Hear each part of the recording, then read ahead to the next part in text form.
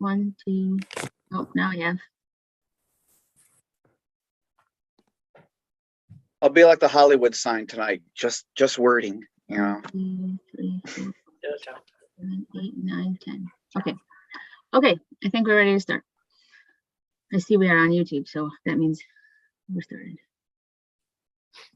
Liz, you ready? Yes. Okay. Welcome. Before we get started, I have this to read. Due to the surge in COVID-19 cases, which is ending in 5 days, apparently, this meeting is being held virtually. Members of the public who wish to comment as to an item on the published agenda must submit their statement or question in writing to sustainability@skokie.org, and all properly submitted statements or questions will be presented to commission members and made part of the record. Written comments may also be submitted by mail to Village of Skokie, Attention Sustainability Commission, 5127 Oakton Street, Skokie, Illinois 60077, or via the village's Dropbox located by the public entry. This meeting is live streamed at www.youtube.com/user/the Village of Skokie. Okay, and with that. The first item on our agenda is an approval of the minutes from our January meeting. A motion is in order. Is there a motion to adopt? I think I heard. I said so moved. Okay, sorry, nobody was talking. It's All right, Bob. so a pen from Andrew. Second from Andrew. And Were there any corrections or anything to call out? Is all those in favor of adopting the minutes? Okay. Next on our agenda is our old business. First up is the endorsement of the climate action plan for the Chicago region, which is set for the March 7th board meeting. I think Max looks eager to speak on this. Yeah, good evening, everyone. The chairman just read the item. We do plan to take a resolution endorsing the climate action plan for the Chicago region, which was created by the Metro Mayor's Caucus for approval to the village board meeting on March 7th. So that's a pretty straightforward item. Just wanted you all to be aware that you guys did consider this, I believe, at the December SEAC meeting. You had endorsed taking that forward to the village board. So we are moving forward with that on March 7th. And that is that. Okay. Next up is the waste subcommittee final report approved, which you all should have received the memo from the waste subcommittee this morning from Liz. Hopefully you had a chance to look it over. This is what we previously presented this. I can't remember if it was November's meeting. We then incorporated the findings from the greenhouse gas inventory and the capstone refuse study, and reworked it based on comments from the commission.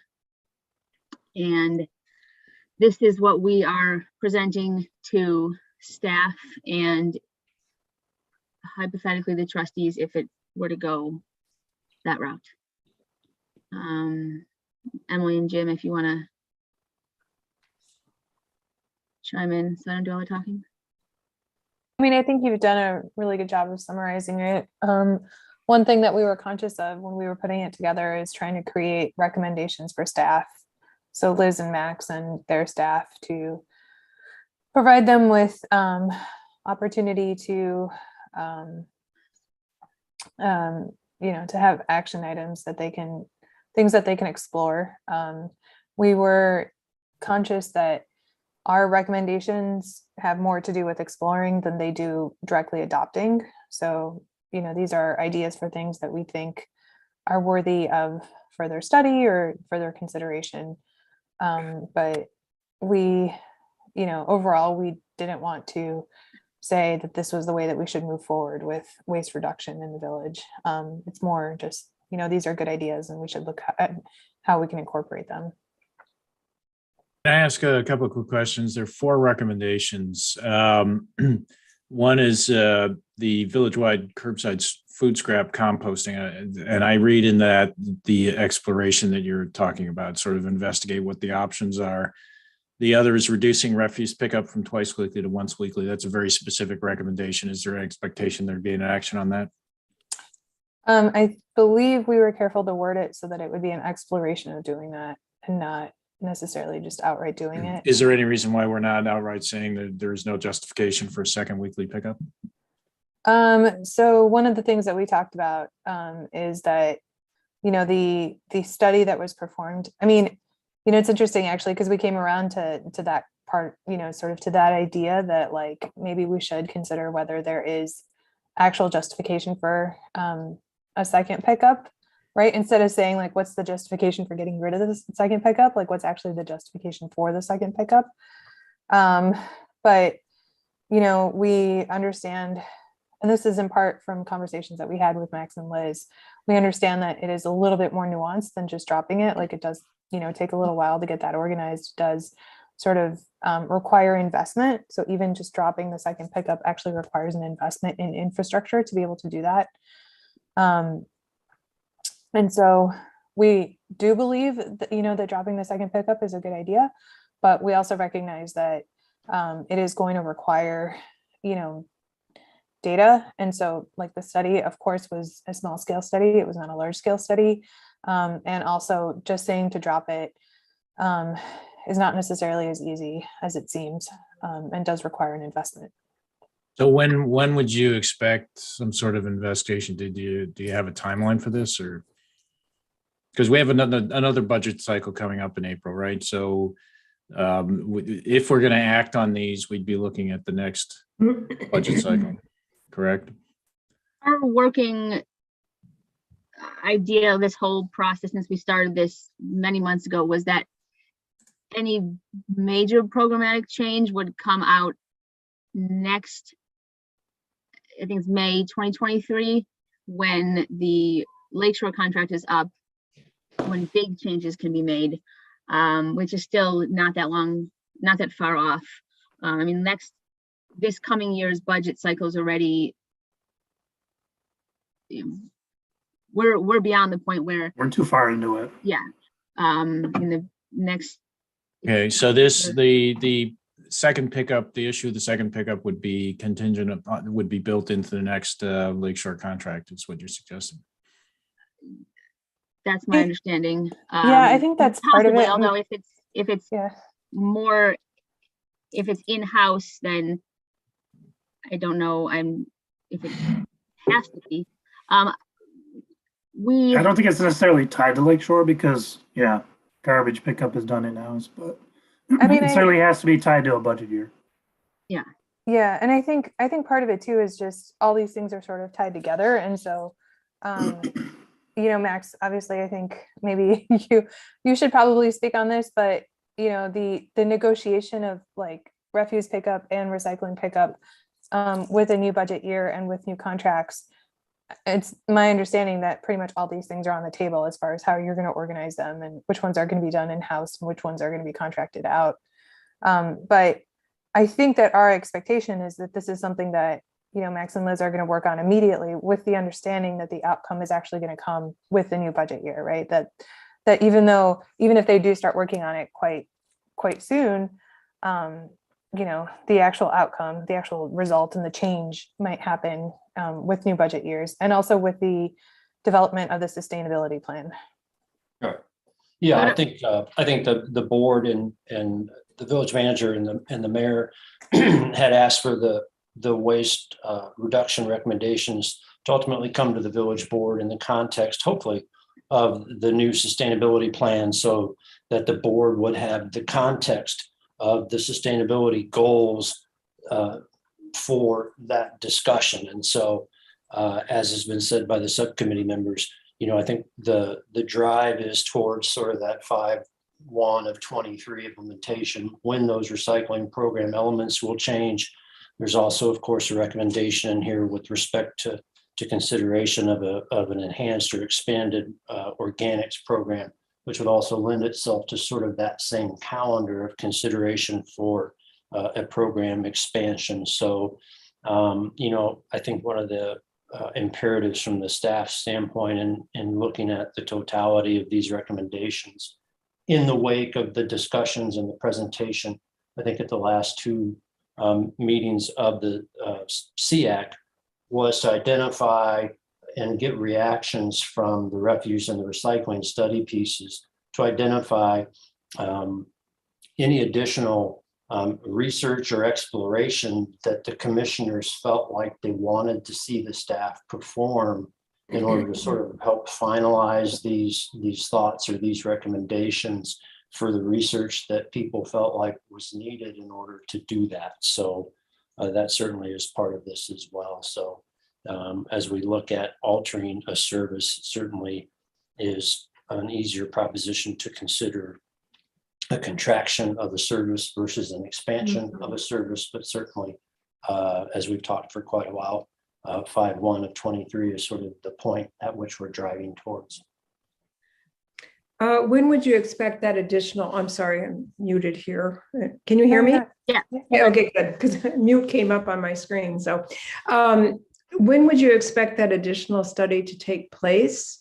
I'm asking this because it occurred to me that the study that you conducted was not done in the height of the summer when people are having backyard picnics and 4th of July and garbage overruns. And I just think to really give credibility to this effort, you do need to have a deeper study in different times of the year to really show that we don't need this second pickup.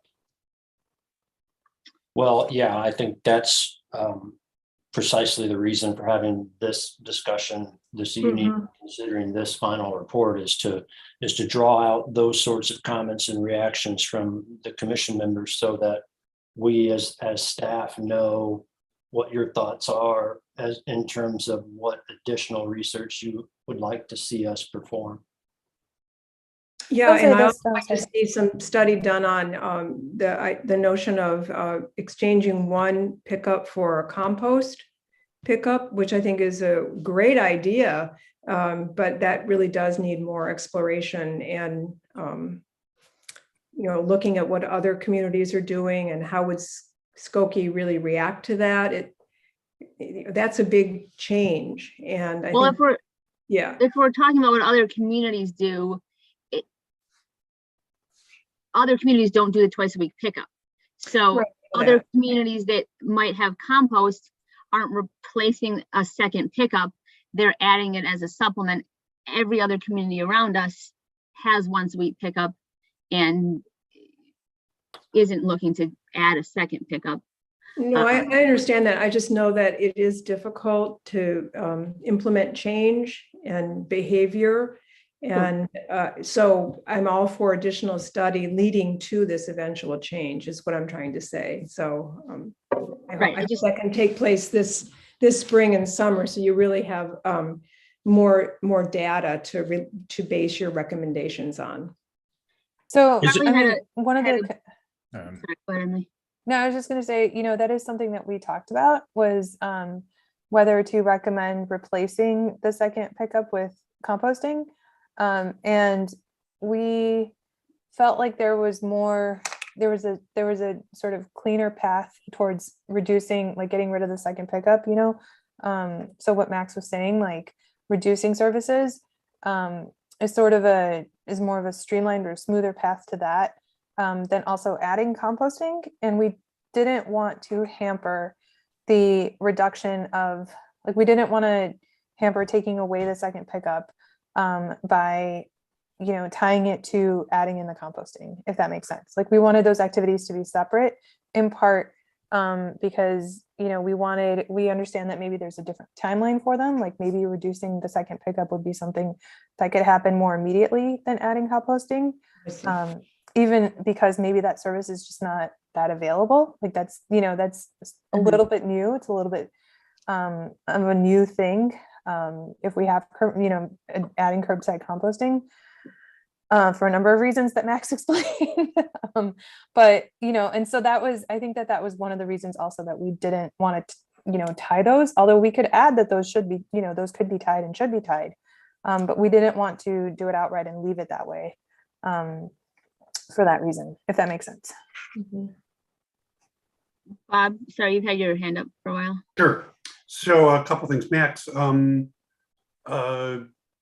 Does the negotiation with Lakeshore or any other vendor, if we wanted 2 pickups, in effect, if one pickup was switched later to compost, then I'm just wondering, in the contract, if we can write flexibility into the contract, where if we retain 2 pickups, that the village with enough time could, advance time, could then switch that second pickup.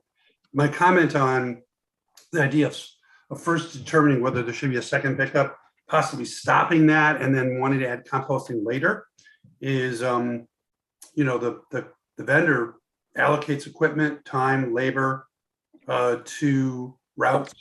And if you then take that away, when you go to want to put it back, particularly in this environment where there are shortages of labor, et cetera, et cetera, et cetera, it may be more difficult to do that. So it'd be my opinion to determine if we could just write flexibility into the contract so we could take either one or drop it completely.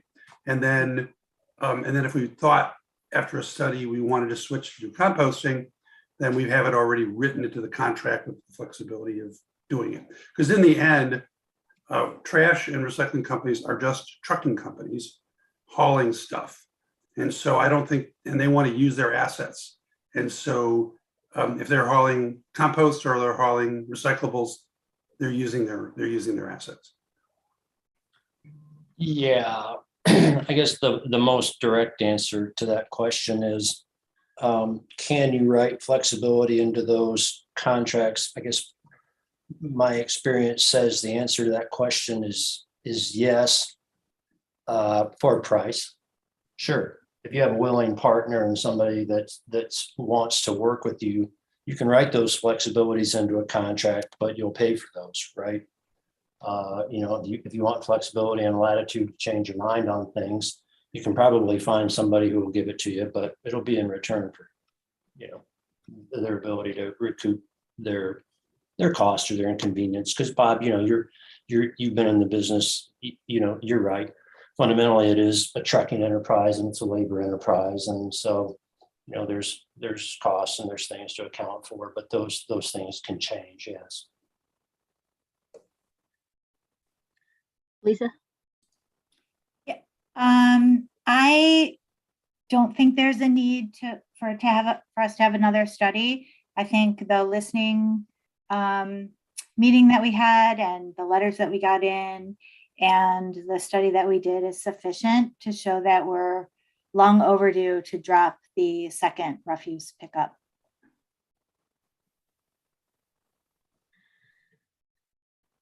Charlie? Yeah, I would second that.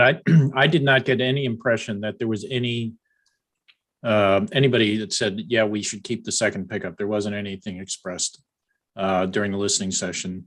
So I also don't think there's a need for further study as to whether to drop the second pickup. I do understand the desire to optimize the logistics of this and to identify what the best way to go about doing that is. And I'd like to see some specific movement on that. I think leaving it open-ended and then saying, well, maybe sometime next May or May 23, we'll have some idea of what we're doing. I'd like to see us be a little bit more directed and a little bit more specific about what it is that we're going to investigate and have a timeline for that, and then make firm recommendations early on so that when 5/1/23 comes around, we're ready to go rather than having another reason to defer it like we've done with the sustainability plan. Yeah, I agree. The way that the report was first, or the memo, whatever, was first written, we were talking more about the village investigating more, but my understanding was that we changed it to give it a little more teeth to say, really, no, this is what we recommend. That obviously we don't have the ability to make any decisions, but if it were up to us, this is what we think that should happen. Obviously, it needs to go through, staff has to determine that that actually is feasible, but we think that this is what should happen. I mean, I think we could change the language so that it says that staff should proceed with exploring this and be prepared for adoption, on May 1st, 2023. So as these contracts are renegotiated or whatever else, right? That, because I mean, in reality, if it's going to take effect with the new budget year, these decisions have to be made by I don't know, max February of 2023 or January. Yeah, I mean, the budgetary decisions would typically be made in March to April of next year, depending on the budget cycle for that given year, but that'd be the normal expectation. So you would have had to have gone out to bid and sort of gotten pricing back, by November or December or something like yeah, that. I mean, if the question was more specific, sort of to like the process of the recycling contract timing, as we discussed it at a subcommittee level, you would expect us to be out on the street, as we put it, in November of this year, to go out and solicit proposals from the private sector. So by November, December, we'd be in the process of, understanding, certainly what the scope of services that we've gone to the marketplace to solicit pricing for was. So we would be in the process of procuring the services at that point in time. So maybe we should be more explicit with that timeline. Charlie, do you think that would be? I think we absolutely need to be explicit with the timeline. Sure. And I think we need to be very specific about what our expectations are. Yes. We saw from the study that was done, while it was limited, we saw that there was a very small percentage of residents who would not be okay with once a week pickup. And as we discussed, that's without making any changes, and without making any changes to their current habits, or without there being any other changes. Like if there was composting available, then they would have another outlet for whatever percentage of their waste. And maybe, as we've talked about a lot, that part of what we're doing this is, well, we can't force people to change behavior, and it takes time, but I mean, we are doing that in part to, force people's hand a little bit. I mean, that's our goal. And so if we are doing this to encourage people to change their habits, doing something like this might do that. Andrew? Yeah, no, I was just saying, yeah, I wasn't sure I unmuted myself. Yeah, I was just saying, I think it's first of all, just more generally, not really specifically related to the memo. I definitely think that it's a good thing that this whole study was undertaken, because I think it although I don't know that I ever heard from anybody specifically in public works expressing that sentiment, I think there was, when it came up in the past, any sort of change to refuse, there was this idea that people were particularly wed to this idea of twice weekly pickup. And it does seem like this the study and the results fly in the face of that many people would be open to the once a week, which obviously has significant environmental benefits. So I think it was worthwhile, just for sort of that alone, to analyze, the reception sort of, and to analyze the impact actually, if there were that kind of a change, the feasibility of making a change to once a week. But yeah, I was just also going to say that in terms of programmatic changes, I would definitely be all in favor of as soon as is feasible, which sounds like, again, 2023. But I would certainly be in favor of seeing if we can't do some sort of community-wide composting pickup instead of a second refuse pickup, because it seems like that's where you also see additional environmental benefits. So I think that's particularly important to sort of recommend, stress that change. I don't know what. It sounds like maybe that should be added as like a, you know, sort of a something beneath it to tie the two together. Like those things, you know, they could exist separately, but also if we can incorporate them. And you know, one of the things that we talked about is that sometimes removing a service but adding another one in is a softer blow than just taking something away. And the optics of it also, that the village would be, you know, that the village is not taking away or, you know, reducing services. Right, it's like more of a swapping out. Yeah, or like a realigning, you know, and an improvement, like an efficiency improvement and an environmental improvement. I think that might be something that people can get more behind than just having something taken away from them. Right. The one thing I would suggest, I want if we want to go down that path, though, if I may, is I would strongly request that you consider keeping live your solid waste subcommittee of the commission, and here's why. You know, I think that a move towards community-wide curbside composting is a pretty ambitious program expansion. And so, you know, I think we want to make sure that we understand the details of the costing and provision of that service. And I will tell you, as we stand here now, I don't know what the costing for that service is because I haven't succeeded in getting Lakeshore to give me indicative pricing on what that is. I think Deerfield is the most recent community that's added that on a community-wide basis, but I will tell you that was done in the context of a broader contract. And so I don't know that if those costs are somewhat isolated, that they're necessarily indicative of the pricing we might see. But nonetheless, I would want to make sure that we understand those costs. And I don't say that to mean I'm attempting to dissuade the commission from going down that path. But I would ask that you continue to work with us and helping us sort of push Lakeshore as a representative of the marketplace to help us further study those numbers and understand what that program would look like for our community. Because, you know, the other program that we all know is out there is that current subscription program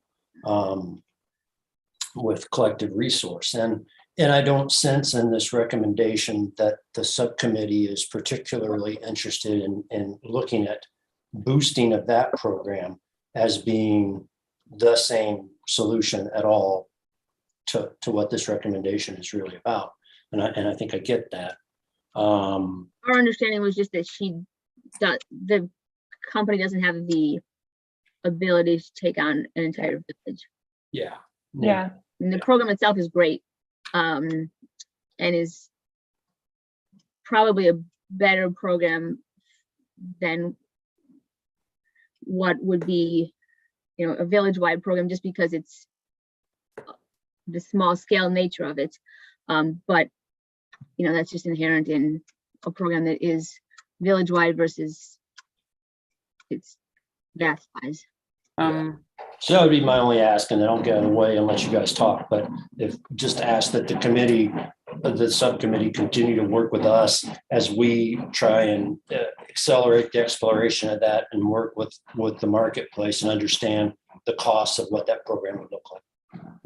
I was just going to ask, because you said something interesting, Jenny, actually, about also, you know, as far as which one would be better or worse. Obviously, you know, it's not first of all, not my goal to sort of take away business from any company, obviously, or anything like that. That's the furthest thing from my intention. But, you know, is there a way to sort of quantify? I don't know if there's like you were saying better, worse, whatever.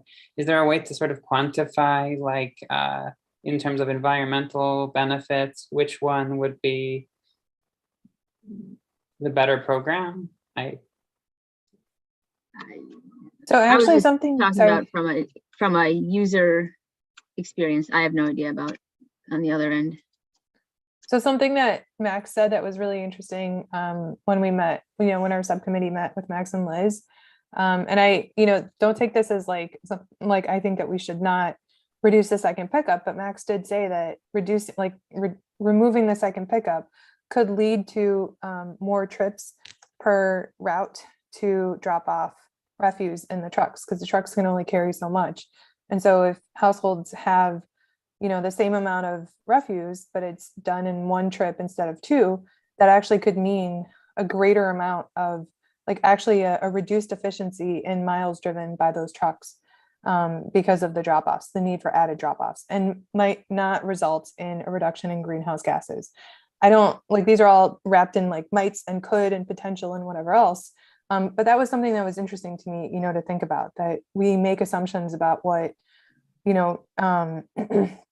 emissions are. And it's actually really interesting that you brought that up, Andrew, because, there are considerations that it actually might be more efficient to have smaller scale and more localized curbside composting picked up, but maybe it would be fewer households that would participate.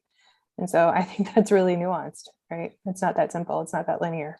Yeah, I didn't know if there's any way that we could sort of engage in that kind of analysis and sort of come up with a reliable answer. But I think it certainly is something that could be interesting to explore if that's a feasible thing. And sort of obviously we all, I think, want to maximize environmental benefits.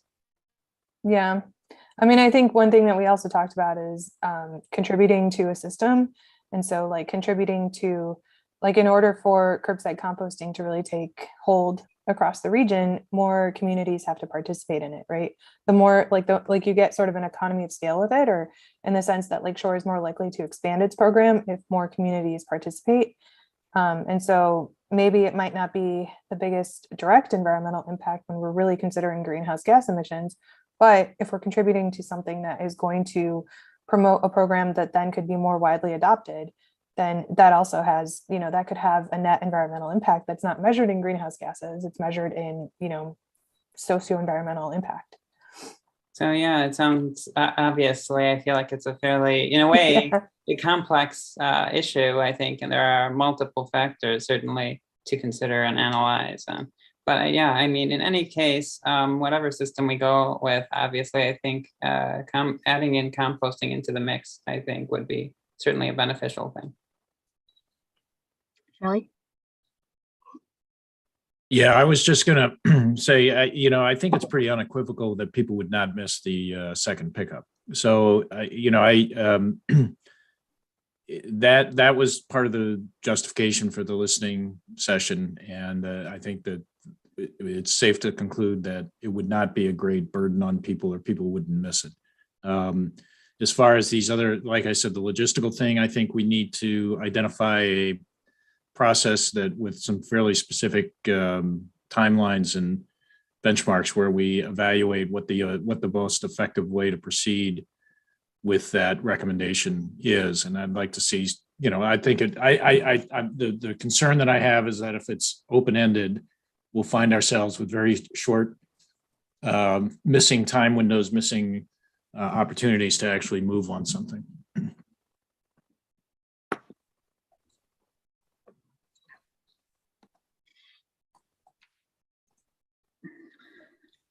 Good.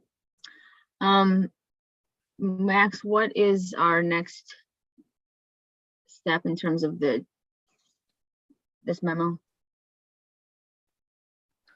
I think in terms of the memo, I think the subcommittee transmits it to this full committee. I think we need to know, and I think the subcommittee needs to know if this sort of represents the final thinking of the commission at this point. And I don't know, given that the commission, received this relatively very recently, if the rest of the commission feels like they have had their opportunity to comment on this, or if they want to have the opportunity to submit any further comments or thoughts on it. If not, I would. So I've kind of summed up some of the comments that we've heard. Maybe adding a link. I've just put it in the chat box. Between reducing to once a week and incorporating composting. So I know that this is something that we need to vote on as a commission. So I'm wondering if we make the changes that I've added in the chat box, can we vote on this tonight and then work on these changes and work on improving this and sort of agree over email? Is that something we can do? Vote wise, we have to vote at a meeting. But if we, My question is, the adding a link between reducing to once a week and incorporating composting. So we already have kind of a sub bullet in the document. So yeah, I thought we are we had changing that? did that. Am I missing a bullet? Is that already in there? The last Bullet one under item of- 2? Yeah, the last bullet number 2. So is that being changed? Oh, 'Cause no, I think sorry. Yeah, it is in there. I think we explicitly didn't want to link the two to say you have to do one or the other or both. We wanted to keep them somewhat independent, but acknowledging they are somewhat tied together. So Right, they're separate, but they do, but there is, by adding composting, that does offset some of the loss of need for a second pickup, and also the feeling of losing a service. I thought that was in here. I saw my name go by, but I don't know what they're saying.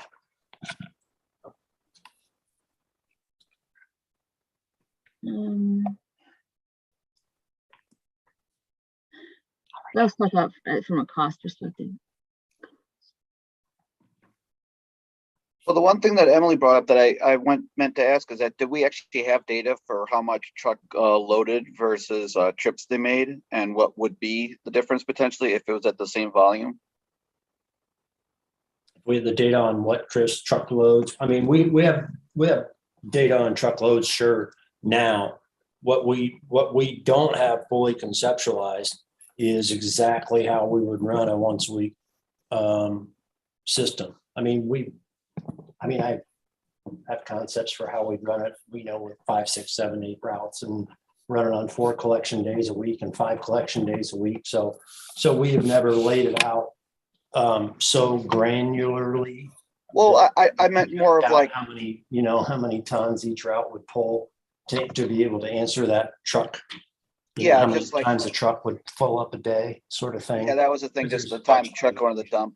So Yeah. that's all. If that answers your question, I'm not trying to put you out. A little bit, yeah. Just the question is like how many times it would go to the dump. So because that's a lot of miles that we do and stuff. So Right.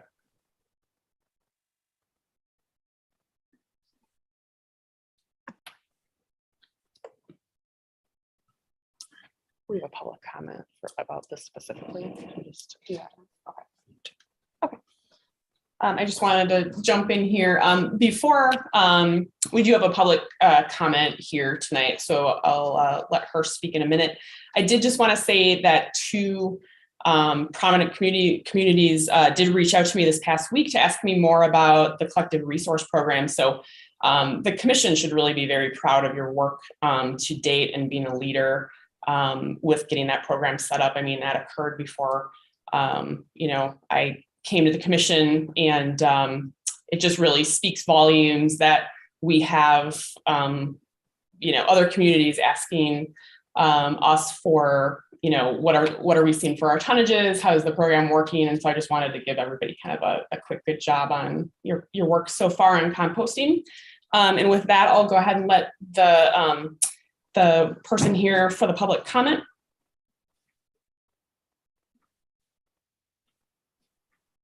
Hi, I'm Lauren Brednicki. I know some of you guys, and I've been talking to some of you guys about waste reduction. And it seems to me that if we're truly committed to sustainability, sending 2 totes a week to landfill is not a sustainable paradigm. I mean, there are a couple of different things that we could do. One is we could reach out to the people who said, no, I need 2 full totes a week, and just work with them to try to figure out where they can reduce their landfill waste stream. Another thing we can do is actually charge people per pound for 3 different waste streams, one for landfill, one for compost, and one for recycling, because the compost and the recycling actually have a monetary value, right? It's the landfill that's costing us the money.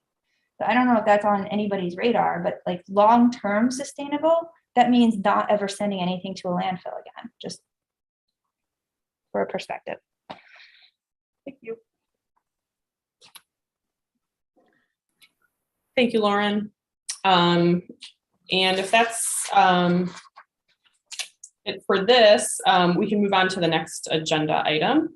I'm not sure we finished this conversation. Oh, I'm sorry. I see hands up. Go Liz, ahead. I just wanted to comment. So, thanks again for that comment. So the subcommittee did actually talk about kind of a pay-as-you-go model with the village. Just at this time, it just doesn't seem like a feasible solution right now in our discussion with the staff. So, but it is something that we talked about and could stay on the radar for sometime in the future.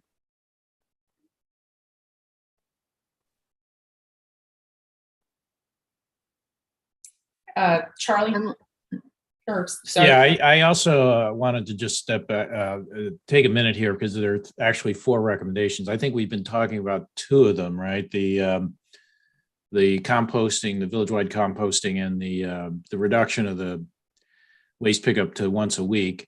There's also a communication thing in there, which seems to be very generalized. I don't know, is there an intent that this would be, who would this go to? Would this go to Ann Tennis to have her figure it out? Or, what was the intent here, and how was that going to be executed? And then I also wanted to ask about the 4th recommendation about a sustainability coordinator. So with regards to communication, the reason that is in there is this memo was supposed to come out of the listening session and to reflect what comments we received, and communication, things that fell under that umbrella was a very common comment that we got. So we wanted to not ignore those. And it's true that is an important element of all of this, is to, inform residents and continue to communicate better ways that people can do things, and proper ways, and things that are available already for residents that maybe they're not aware of. And there has been an increase in communication that touches on sustainability, but we just wanted to. Okay, so this is sort of taken under advisement, not necessarily and a reflection of the comments that came in from people that participated in the listening. Yeah, I would say it was one of the more popular and more common feedback items. Okay. So A, we want to acknowledge it. B, we wanted to make it clear that there clearly is still a need to get more word out about how people can reduce their waste. And so it needs to be, a bigger part of the village's communication. Okay. And then on the 4th one, the dedicated staff position, what was the intent there? Strongly recommends. I would say that that's fair. When would we recommend this happen, and what do we have an idea of what that looks like? I guess since it's also tied to budget, we would not be able to make that, or we would make that recommendation, but we wouldn't probably be able to see it come true until next budget cycle. It ties into all of the things that we've recommended. It's not just communication. In that section we talk about communication, but it's somebody who can, and once we have the new sustainability plan, somebody who will be working regularly or daily to help us figure out how we make the things that are in the plan come to fruition. Somebody who knows how to make those things happen more professionally than we do.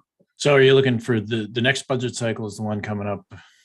When is it? May No, of the this- next, well, the budget cycle that's coming, the budget, the next year's budget, that's already, we're too late for that one. You're talking about the budget cycle that starts on May 1st of 2023? Yes.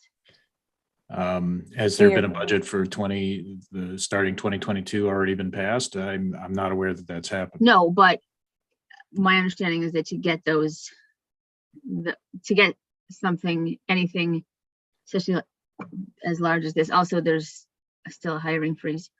At least is my understanding. Yeah. I can just comment a little bit on the budget cycle. So our fiscal year starts May 1st. So we're currently in the 2022 budget year. Typically for larger items, we have to put in a lot of research and a lot of work, even towards like late summer, fall. We start talking with the manager's office, typically like November, December. And really by this time of the year, we're making just final, cuts and, fine-tune decisions. And so, this fiscal budget is pretty much wrapped up. So to start May 1st. So what you're suggesting is, so we're in January or February, yeah. So even for the other recommendations, there would need to be a formal recommendation or a formal plan by the end of this year. Is that correct?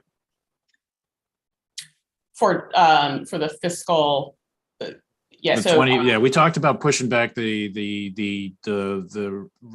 change in the service to the budget year beginning 5/23, May 23, because of the amount of time that it takes to do the prep work for that. Okay, that's understandable. And I wanted to get a handle on what is sort of coming back from that time, when would we need to have something in place? And it sounds to me like we're talking about having some of this, not only this recommendation or not only have a plan for a sustainability coordinator, but also for the service adjustments, having that completed by the end of this year.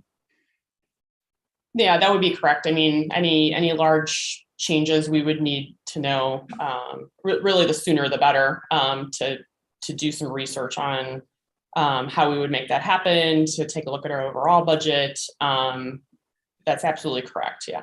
Okay, so the language that Emily was suggesting about budget recommendations in March, April 2023, we're actually pushing that up another 4 months. Sorry, I meant to the board, right? So that actually would be. Right, okay, so that would be the formal proposal would go, in for formal consideration in March or April of 2023. But our timeline is that recommendation with that specific plan would be by the end of this year. Yeah, so my understanding from what Max was saying was that, they would go out to bid, or I don't know what your process is, if you're going out to bid or requesting quotes or whatever else in November of 2023 or November of 2022. And then you would sort of get those results and digest them and analyze them, and find feasible paths in, December/January of 2023. And maybe so then report them to SEAC in January of 2023 so that we can, choose a path or recommend a path, I guess might be a better wording. And then it would go to the board in March or April of 2023. So a follow-up question then, Jim, Emily, Jenny, you guys have done a fair amount of work on this and it's been good work. Are you prepared and capable? Do you feel up for continuing this as Max has suggested and sort of engaging in that level of conversation and meeting an accelerated time schedule that we talked about? I think it sounds like the conversation is that, this recommendation really should, timeline wise, say that, these options need to be evaluated in the calendar year 2022 so that the adoptions can be made by May 2023. And I think as far as keeping the subcommittee together and working on it, yeah, I mean, I don't see that as a problem. I would agree with what you're saying, Jim. Yeah. Mm. Okay.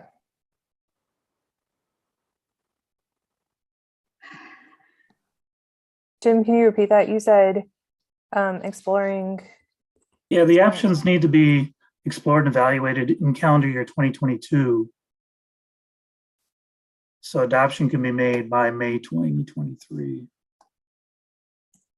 Not to interrupt, but I was just wondering, we're talking about programmatic changes happening, when the village goes sort of out to bid, renew, there's a new contract that's entered into. As far as I know, I think this was something like a 10-year contract, I guess, with a service provider, like when it came to Lakeshore. Do we know, like, is that going to be, do we have any idea of, I guess we were talking about flexibility in the contract and all of that, and what, pros, cons, what that would entail, all of that sort of thing. Do we also know how long is it? It sounds like we might not know exactly how flexible a contract is or the length of time. So these recommendations, I'm just wondering, I suppose, the recommendations that we make today, is it going to be so rigid that we're locked into it, and for how many years? Or is there going to be flexibility in it, and so that's less of a concern? I don't know if that makes sense, but.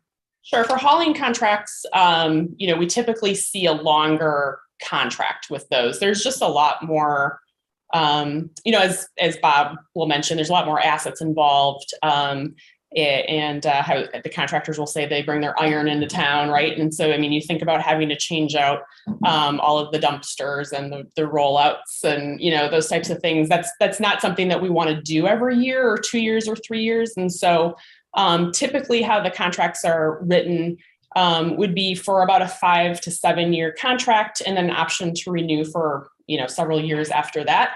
Once we get into that option to renew, it's a little bit risky for the village too, because we get into times like this where we have really large increases in labor and gas prices. And of course that contractor has the right to say no as well. So, it's definitely a deal on both ends, and it's going to definitely take a lot of conversations with local contractors, even this initial period, to see, do you have a place to go with a compost? Do you have customers for that compost, into place and things like that? And so, there's going to be some early conversations with our key players. And from there, we usually develop a contract after, kind of reaching out and doing some investigation. Yeah, I was just wondering, and because like I said, it kind of sounds like some of it might be a little bit up in the sort of, obviously some of it might be a little bit up in the air, so to speak. And given that, I guess it's, I didn't know, it sounds like maybe we don't exactly know how flexible or not it might ultimately end up being. So I don't know, like the feasibility and what anyone else thinks, like the same way that, like in an ideal universe, and you would know way more about this than I would. But like the same way that the environmental plan is a 5-year plan, does it make sense to, at most, every 5 years kind of, if not sooner, but like I said, at most every 5 years, reevaluate what is working with it and maybe how we can make it more environmentally friendly, environmentally beneficial? Yeah, I mean, hauling contracts, on the face of it, they're fortunately very simple. You're just talking about per unit pricing. And so I don't really see a reason why we can't build that into the contract. Of course, again, the problem with these there's benefits to these longer contracts, and then there's, some cons. And the benefits are when the economy is just kind of status quo, they're great. And, we get like stability and efficiency and all those great things.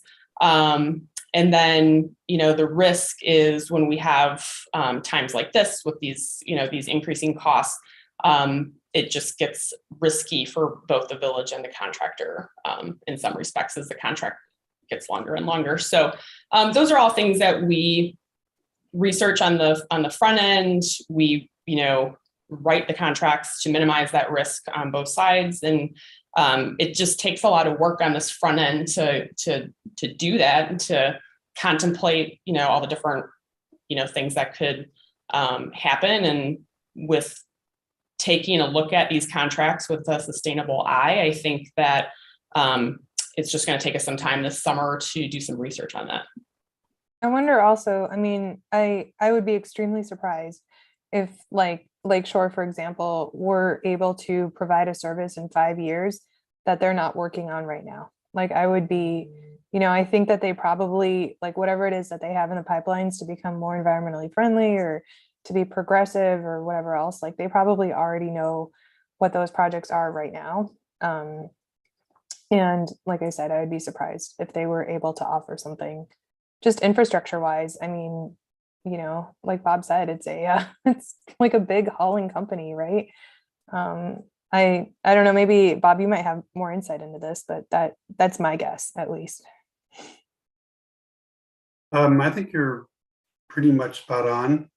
Thinking about stuff like electrifying their vehicles, and which is very expensive, but I'm sure that they're thinking about it. And there's probably going to be some communities who are going to say, we want that written to the contract by such and such a time, X percentage of the vehicles will be emission free, blah, blah, blah, blah, blah. With regard to a variety of services, I'd be surprised that they haven't been asked about it, but that doesn't mean that they have a fully developed program. So Maybe a question of just asking, like, what is it that, like, what are your, what's your 5-10 year vision? Like, what's your 5-10 year, like, what are the things, what are the innovations that you're working on right now, that could potentially exist 5 to 10 years from now? I don't know if they're willing to share, but, I think that's a legitimate question to ask in terms of contract renewal. Absolutely. And even prior to that, like maybe that's a question to ask right now, right? To start to think about which companies might be involved, or what, when you're talking about contract renewal or redevelopment or new contracts or whatever else, like, just to see what's out there. Yeah, it definitely sounds like, I don't know if that's like the standard sort of, I assume probably not so much, although who knows, maybe it's becoming more and more so. Like one of the standard questions to sort of ask of potential vendors that you're going to enter into contract with when you are when you draft an RFP. But that might be, like you're saying, that could be something good to ask up front so that you can also compare that aspect. I don't know. In terms of our the memo, are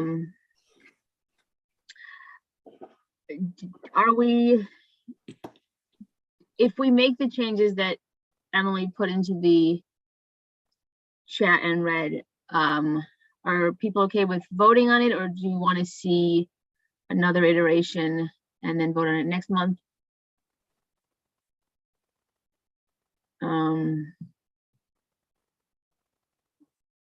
Charlie, what do you think? I see your hand.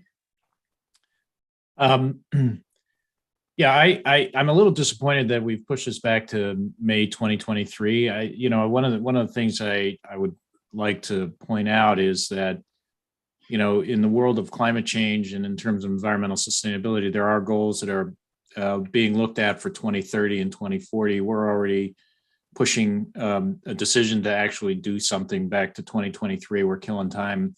I would like to see us operate with a little greater sense of urgency, but I do think, I'm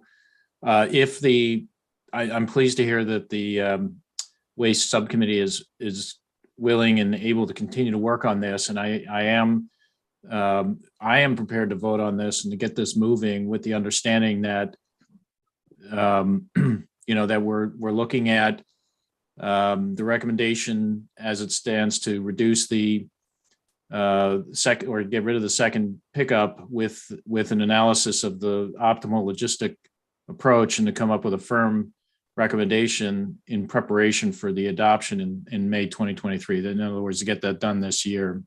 And also similarly with the sustainability coordinator position to,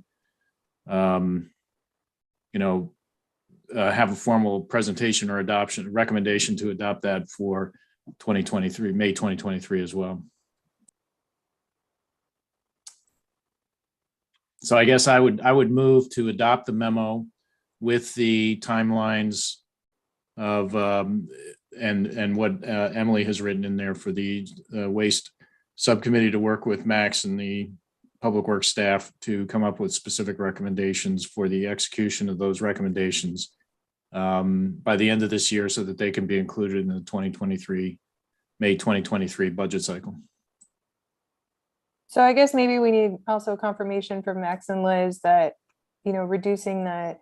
So because trash pickup is done by the village, and it's not currently tied to a contract, from what I understand, a waste hauling contract. And so, is there a potential for adoption earlier of reducing that second pickup? Like removing that second pickup that is not tied to, it was my understanding from the conversations that we had that was sort of the most streamlined way to go about it, to look at this sort of as a whole system. But given Charlie's comment, is there potential to remove that second pickup more immediately if it's Yeah, found to I be- mean, a reduction in service does not necessarily have to be tied to the fiscal year. It would require board approval, so we would have to go through that process. But I don't believe that we would have to wait necessarily to tie that to a fiscal year. So what do you think would be a reasonable, feasible timeline for exploring that? Like for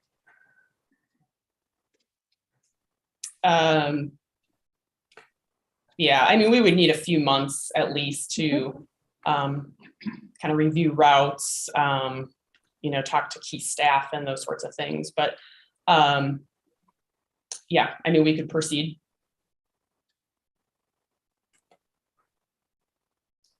So do we want to add, and I'll type this into the chat box, do we want to add that maybe the timeline on that exploration, like what's a reasonable, explore removing the second pickup with reviewing routes and, whatever investment in staff infrastructure, in the sense of I think when we talked about it, it's a large undertaking, right? To change the way that happens, the infrastructure, or I can't think of the word right now, but to change the routes. So what would be by the end of this calendar year, would that be a reasonable implementation period? Would sooner make sense? A little above my pay grade, so I'm looking. And Max is out of the video screen, I see. Yeah. I think we can definitely get the ball rolling. Yeah, we can definitely get the ball rolling. We can.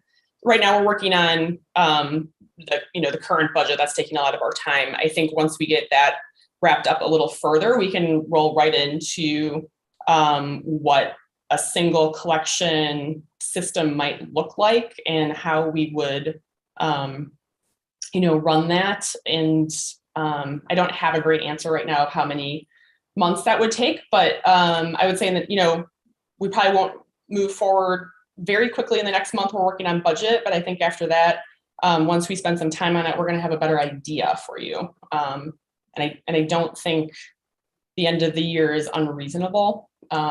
I just, like I said, I'm not the decision maker here. So I can say that we can put in the research and the work and get some more answers in the short term. Okay, so explore what implementation would look like and report back to SEAC by July, August. Report back, we're not implementing. Why are we gonna use the word explore? Why can't we just make a recommendation that we drop it as soon as feasible? Well, our we- recommendation, but then exploring, them actually doing the feasibility. Right, but exploration, I why guess. is our recommendation that they explore it? Why isn't our recommendation that we recommend the village drops it, just stronger terms? And of course, it's not gonna happen tomorrow, but then that has to be, I mean, isn't it our recommendation that are we still looking into this? We're not exploring this. Isn't it our recommendation that we stop picking up refuse twice a week? I mean, Yes. is that like, But they still have to, I mean, yes, that's our recommendation, I think. Yeah, what's our recommendation? Isn't this document saying what our recommendation is?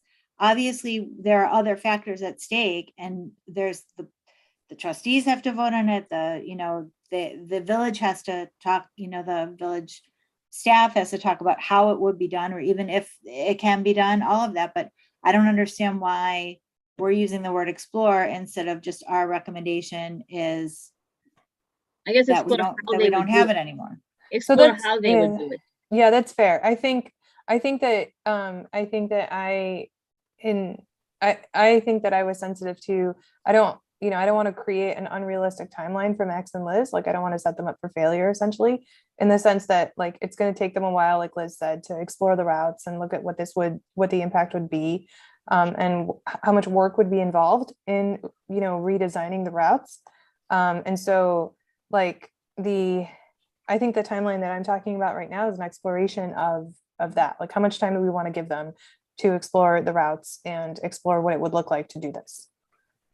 I understand that, but why can't there be something in the language that says, we believe that that we don't need 2 pickups anymore, and that would be beneficial environmentally for us to just have 1 pickup. I mean, of course, the understanding is that this is not gonna happen. I mean, I understand what you're saying, and I think that they're 2 different things.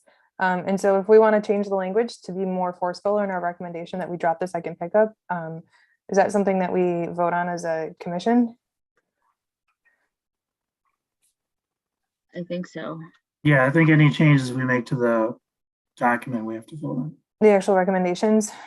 And then, separately, I want to create a timeline. I'm hearing what Charlie is saying about trying to do things more expediently. And so I want to create a timeline for Max and Liz to look into what it would look like, to get rid of the second pickup currently with village services, and, have a timeline, like recommend a timeline for coming back to us with, an implementation plan for that, that would then go to the board.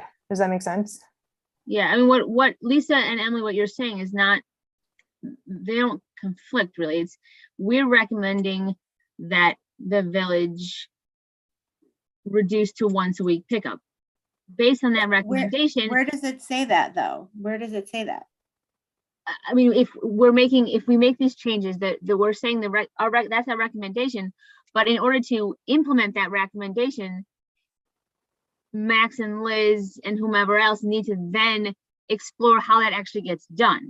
Of course, but I'm So just wondering that's where, what we're talking about when we're talking about using the word exploring. That's the exploration. It's not exploring whether or not it should be done. It's how. Oh, no, Lisa, I hear you. It doesn't say that. And you would like to change the document so that it does say that.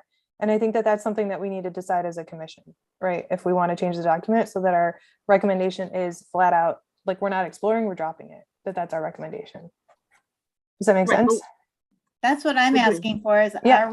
are we all in agreement that, I mean, I know, Olivia did have a different take on it. I don't know if she's changed her mind with our discussion, but I just didn't see that that there was disagreement aside from Olivia's comment that we are recommending that they drop. And if we're recommending it, the language should just be simple and that this is our recommendation. That's just Would my the- suggestion. So would the recommendation also be then to tie it to the composting? Because I see the 2 together, we had a long conversation about taking away a service and trying to trying to link these. So I think linking that would hold up the dropping of the, Yeah.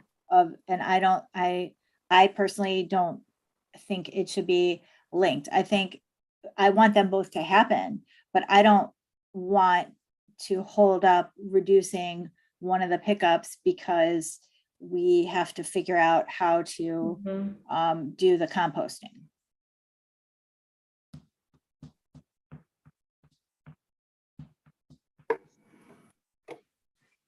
Yeah, I think figuring that out is going to take a long time.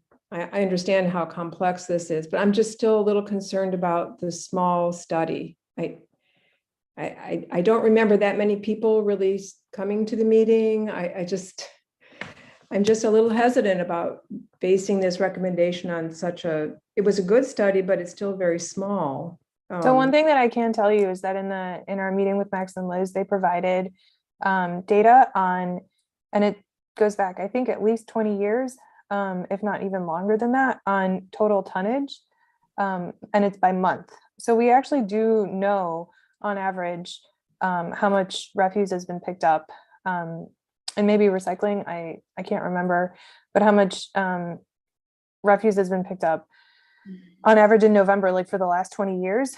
And then also on average in the summer. And from what I remember, it's approximately 20% more in the summer, sort of at the largest, the highest amount. It's about 20% more. So I understand what you're saying about like the small scale study, but also we know approximately how much more, how much more is picked up in the summer. Yeah, that's just information I don't have. So that's really helpful to learn. And I know you've all been working very hard internally on the committee, but I'm just trying to catch up and I'm still I just have questions. That's all. Absolutely. 100%. Yeah. But that was something actually, when I saw those numbers, that was something that helped me to understand that, okay, it's a small scale study, but we also are going into this with some data on, what that difference would be. It's still a small scale study though. I will give you that. Right. Right. But there are numbers for how much is going out every week. And is there a difference in the season, like you're saying? That you're asking that? Well, yeah, and I will say the data is very consistent. That's what gives us, like just some knowledge that if it was more erratic, I would be concerned. But the data is very consistent seasonally too. Year after year after year. So that's good. And then Olivia, I did make sure that we had at least a 90% confidence interval on the data. So because it was randomized and because, I just made sure that we had a sample size of a certain amount, we do have a, fairly good confidence interval, even though the data set's small.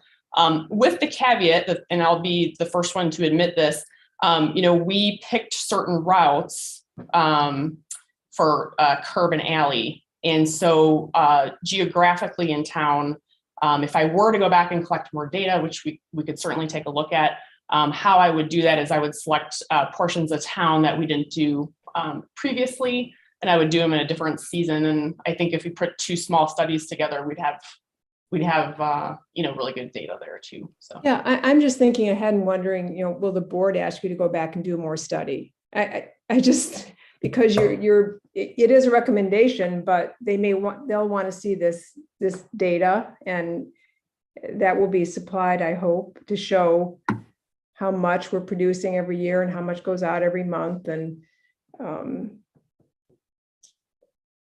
anyway, that's just a little more cautious about this in getting it passed, because I don't want to see it to go up there and get, to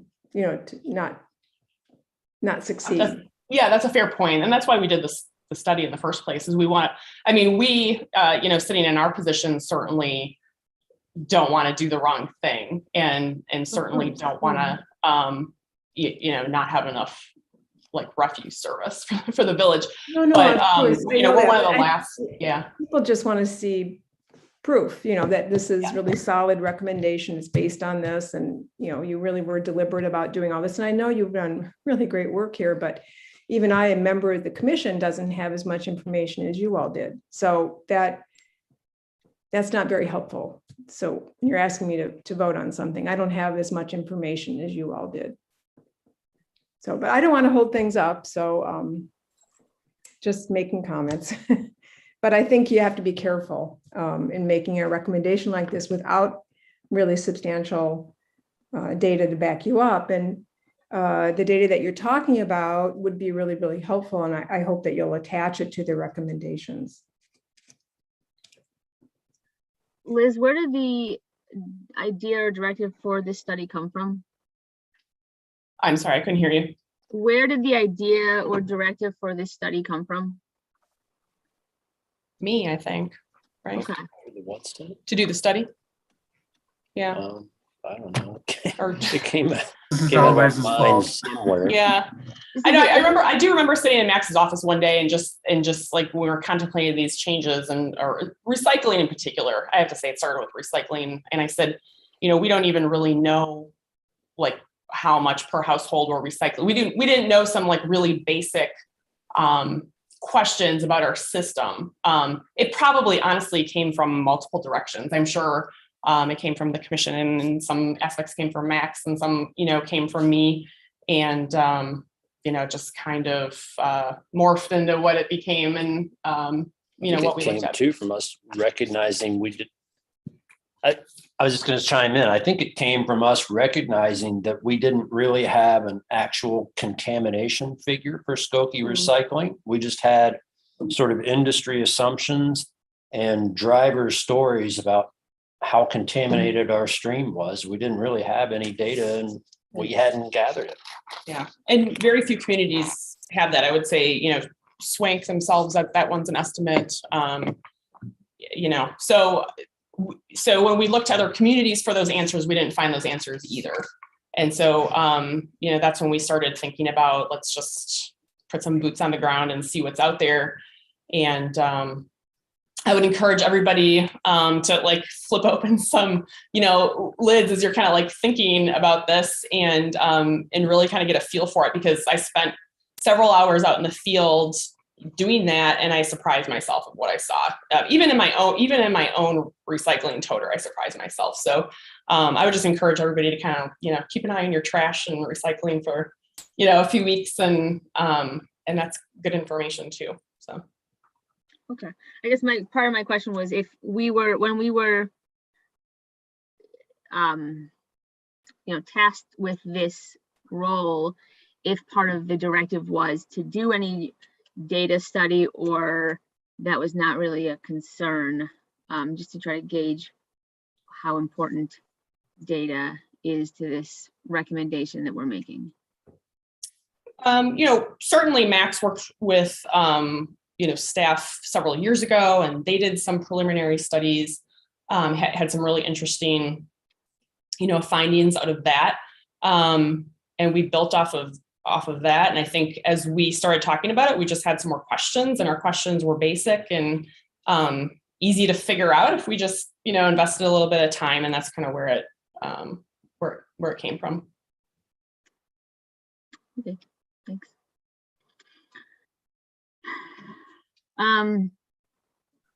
Okay, so I guess we need to make a decision of whether or not we want to make that recommendation now. Sorry, I see a message from Andrew. It's very long. Okay. If we want that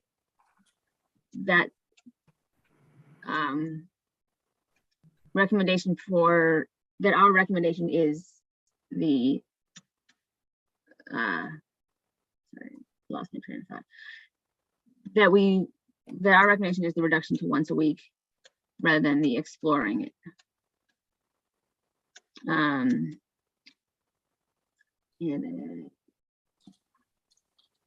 if Charlie had a motion, was there a second? Or do we, if we were What was the motion? Yeah, The motion was Go ahead, Charlie. the motion was basically to take this the memo with the recommendations as they are, and that the recommendations are to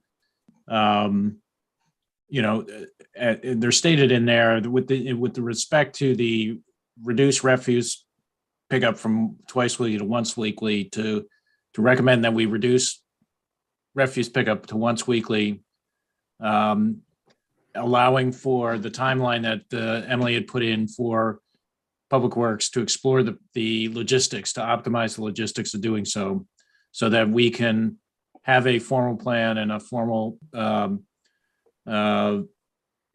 action plan for the May 2023 budget cycle. She also then added onto that the feasibility of reducing formally proposing to the board to reduce the refuse pickup to once a week sooner than that, and I'd be supportive of that as well. So I don't know how we want what the wording is, but definitely to go with the recommendations that are in this memo with the idea that we're recommending to reduce the refuse pickup to once a week as soon as feasible, with Public Works reporting back on the optimal logistics of doing that by July, I think is what we're talking about, right? So that's changing the language of the document that currently stands. Yeah, I mean, I don't know how we're voting Yeah, that's on a lot this. of If it's not- changes. I mean, I'm fine with implementing those changes. It's just going to push things back a month, but getting it out there and getting these changes out passed and making, once again, sure everybody sees them and voting on them next month, but it is just going to push it back a month. Well, if we're voting on We can amend saying it as it is. right, we approve it as amended with those. Right, it's a matter of understanding what is the amendment, because Right. what Charlie said is Yes. a little confusing, a little. So the amendments, we I've could- put the amendments in the chat box. I'd be afraid of us voting on something and not being entirely clear. Yeah, because we're talking about. I see what you put in the chat box. So, Right, let but we me got see. several changes proposed. We got changing the language and then putting in some timeline stuff.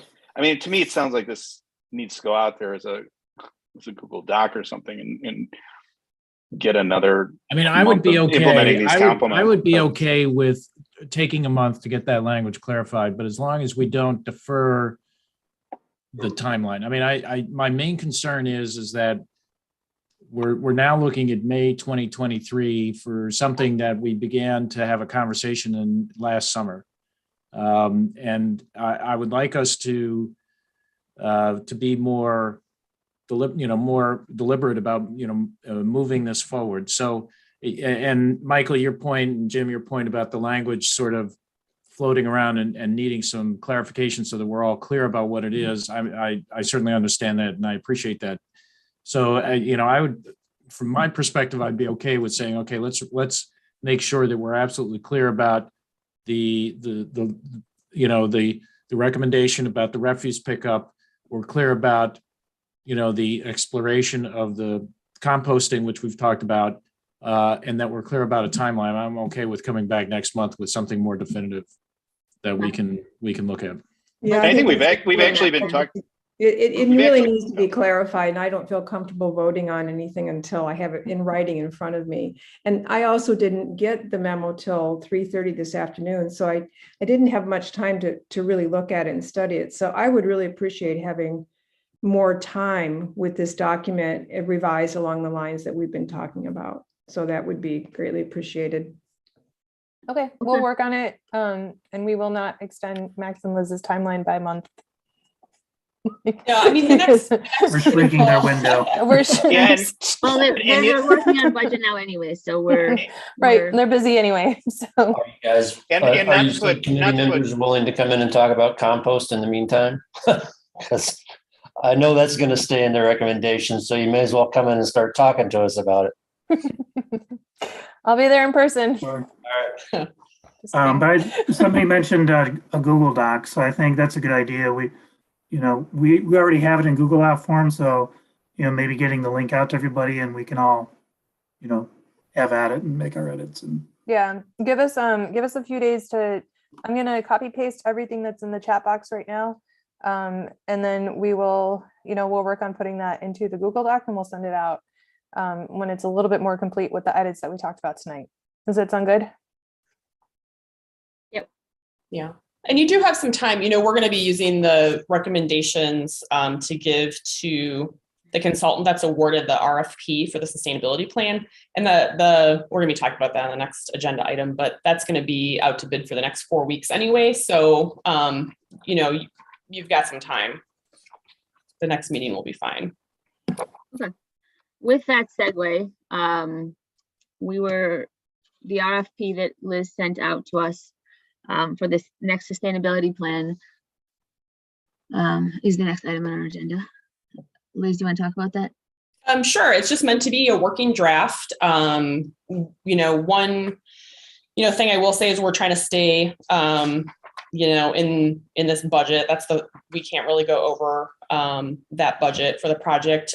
So we're certainly open to any and all suggestions today. We may reach a point, when we get the RFP proposals back and we start talking numbers, we might have to come back to the commission to make some tough decisions on what we can keep in and what we can't. But, for now, it's just a matter of reviewing the RFP, if you've all had a chance to read it, and providing feedback. And I'm hoping to get everybody's feedback if you do have thoughts about it after tonight's discussion.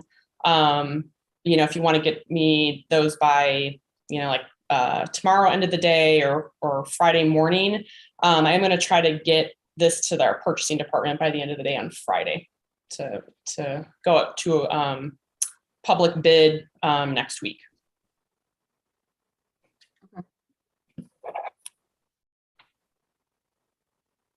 So Liz, this is Jim. So did you say that we can make recommendations in this document and send them back to you?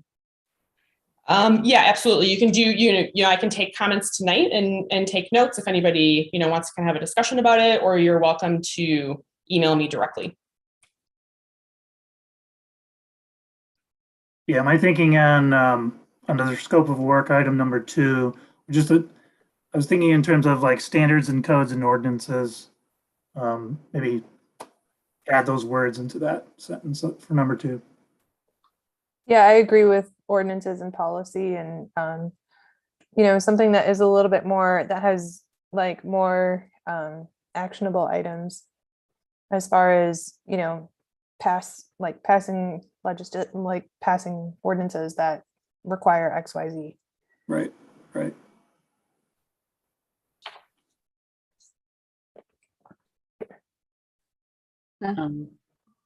Andrew?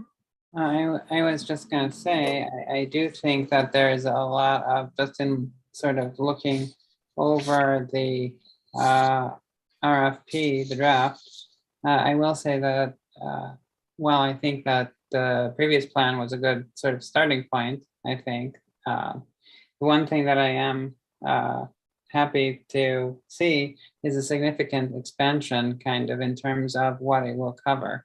Because I think, as has sort of come to light, particularly more recently, it was perhaps not specific enough, or in certain respects, the previous version. So I feel like there certainly is one of the good things that I thought was, in particular, actually, I can even, use the notes. I sent you an email earlier, Liz. I don't know if you saw, but the whole land use and development, open space and ecosystems, food systems, and public health and wellness part of it, I think, are particularly relevant and welcome additions, particularly given the recent debate over we all know the whole Carvana thing and all of that. So I did think that, a lot of these things are welcome additions to the plan, and hopefully that goes a significant way to address it, I think. I don't know what anyone else thought, but. I thought that there's a couple things that are missing, and maybe they're kind of like implied, or maybe they're subsections of these larger sections. But I feel like housing is something that's not really represented. I don't know if that's under land use and development. But that's certainly something I feel like, to me, housing is one of the most important, I want to say, like, people aspect or social aspect of sustainability and of climate change, that I'm not sure is really captured explicitly here. Where you live is basically one of the greatest factors when it comes to what kind of life you're going to be able to live.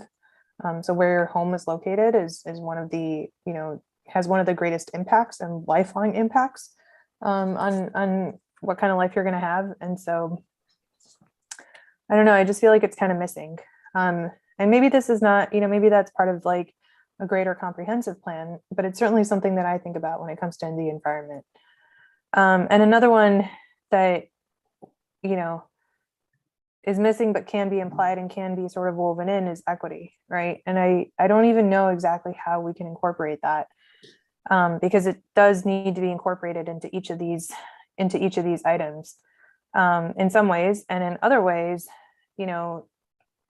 environmental justice on such a micro level, in a village is not necessarily all that applicable. And so I'm a little hesitant to really call it environmental justice. But on the other hand, I feel that there needs to be a consideration for equity in everything that's implemented. Because, when we talk about even something like open space and ecosystems or, transportation, obviously equity needs to be a huge portion of those things. Thank you. I will Yeah, say, Liz, I think building on that, I would also, the climate action plan talks about adaptability and resilience and mitigation. And I think that we would want to look for those three areas. And then there was one other thing that I was thinking that, and if I think of it, I'll send you an email. But I think this is pretty good. It's pretty comprehensive. But I think we want to make it aligned with what's going on with the climate action plan, with the mayor's caucus, and what's going on in the region generally. Thank you, Charlie. that was one thing that I was wondering kind of, and I think I included in the email too. I didn't obviously read the entire thing that I sent to you, the full comments, but I think I kind of expanded on that in the email. But are we incorporating then, it says the climate action plan for the Chicago region, obviously, and the greenhouse gas inventory report, that's in there. Actually, it does seem like, I don't know if we're using also some of the like the GRC stuff, but it seems like incorporating that. Charlie, actually, when we were going over, when there was the Go Green Skokie thing, I think there were some things in that plan also that could be incorporated certainly into, a plan that we were to adopt also. I don't know what, but. Thanks, Andrew. So Liz, will you send out updated, will there be changes to RFP? And then Yeah, it's up to you guys. So I can, we don't vote on it or anything. yeah, I could just make sure that everyone's comments are incorporated into it and send it out kind of like for your information, and we would stay on our timeline. If we wanted to delay by 1 week, I could send it back out to the commission, to get, for, I guess, email approvals. I don't know. I don't want to delay getting the RFP out. So I think if you've got a lot of feedback now. Yeah. And I'm, like I said, I'll be checking emails the next day or two. I'll just make sure that everything gets incorporated. If we, I can't promise that everything will stay in at the end. We'll, have to come back as a group and take a look at budget and what the different proposals came back at. But we certainly want to get it in there, for the RFP. So. Well, I was going to say, yeah, and the other thing is there's definitely obviously going to be it suggests a community input component, right? I guess we don't really have exactly an idea of precisely what it will look like, I assume, though, until we engage with the services of a particular vendor, I would Well, imagine. yeah, I mean, that's in the plan itself. This is just the RFP for the plan, but. Well, the community- vendors should come back with, in their proposals, they should come back with what they're proposing for community engagement. Yeah. I mean, I think, you know, I appreciate the solicitation of comments. I think this is good enough for an RFP, you know, and when the proposals come back, obviously they can be evaluated for these other things. Mhm. And I would like to, you know, echoing Jenny's sentiment, keep to the timeline and move forward. I agree. Agree. Yeah, Yep, I agree with that too. good to Alright. go. Mhm. Moving on. Spring greening, Liz? Yeah, so just an update. I don't know the last time we met if I knew this information, but those recycling stations are coming back. They're going to be in the lot north of Westfield Old Orchard and in that green office building. You know, some examples right now are simple recycling. I think I just secured a paint recycler. We'll be having batteries and fire extinguishers and, you know, things like that. The Park District updated their website. And so now the volunteer waiver is up, and please distribute and get out there on social media and sign up yourselves. Trustee Klein has already graciously offered to load the heaviest paper and electronics.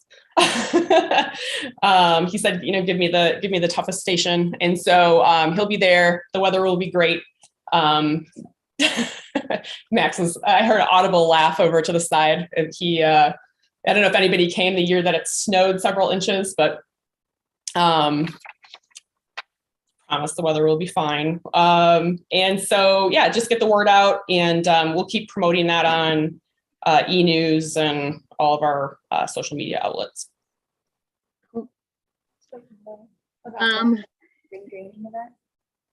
What? Sorry. For the spring greening, it seems to me like every year this is a huge opportunity to emit greenhouse gases by people just idling in their cars while they're waiting to go through the lines. Is there any way, now that we have this much lead time, we can figure out a way not to have that happen? You might need to be a microphone. Did you guys hear what I said? Yeah, they seem to. Okay. No response. Okay. I don't know the answer. I mean, we don't, it's a great concern and problem, but just feasibility, logistically, we don't have any involvement in that part, so I don't have an answer for you. I mean, it's also a health hazard to the volunteers, right? To be sitting there breathing all of that for that long. Yeah, you're not wrong. Thank you.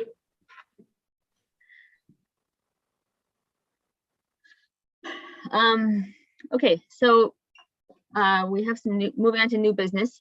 We have our very own, well, I don't know if it's our very own, but we have a new email address for the commission.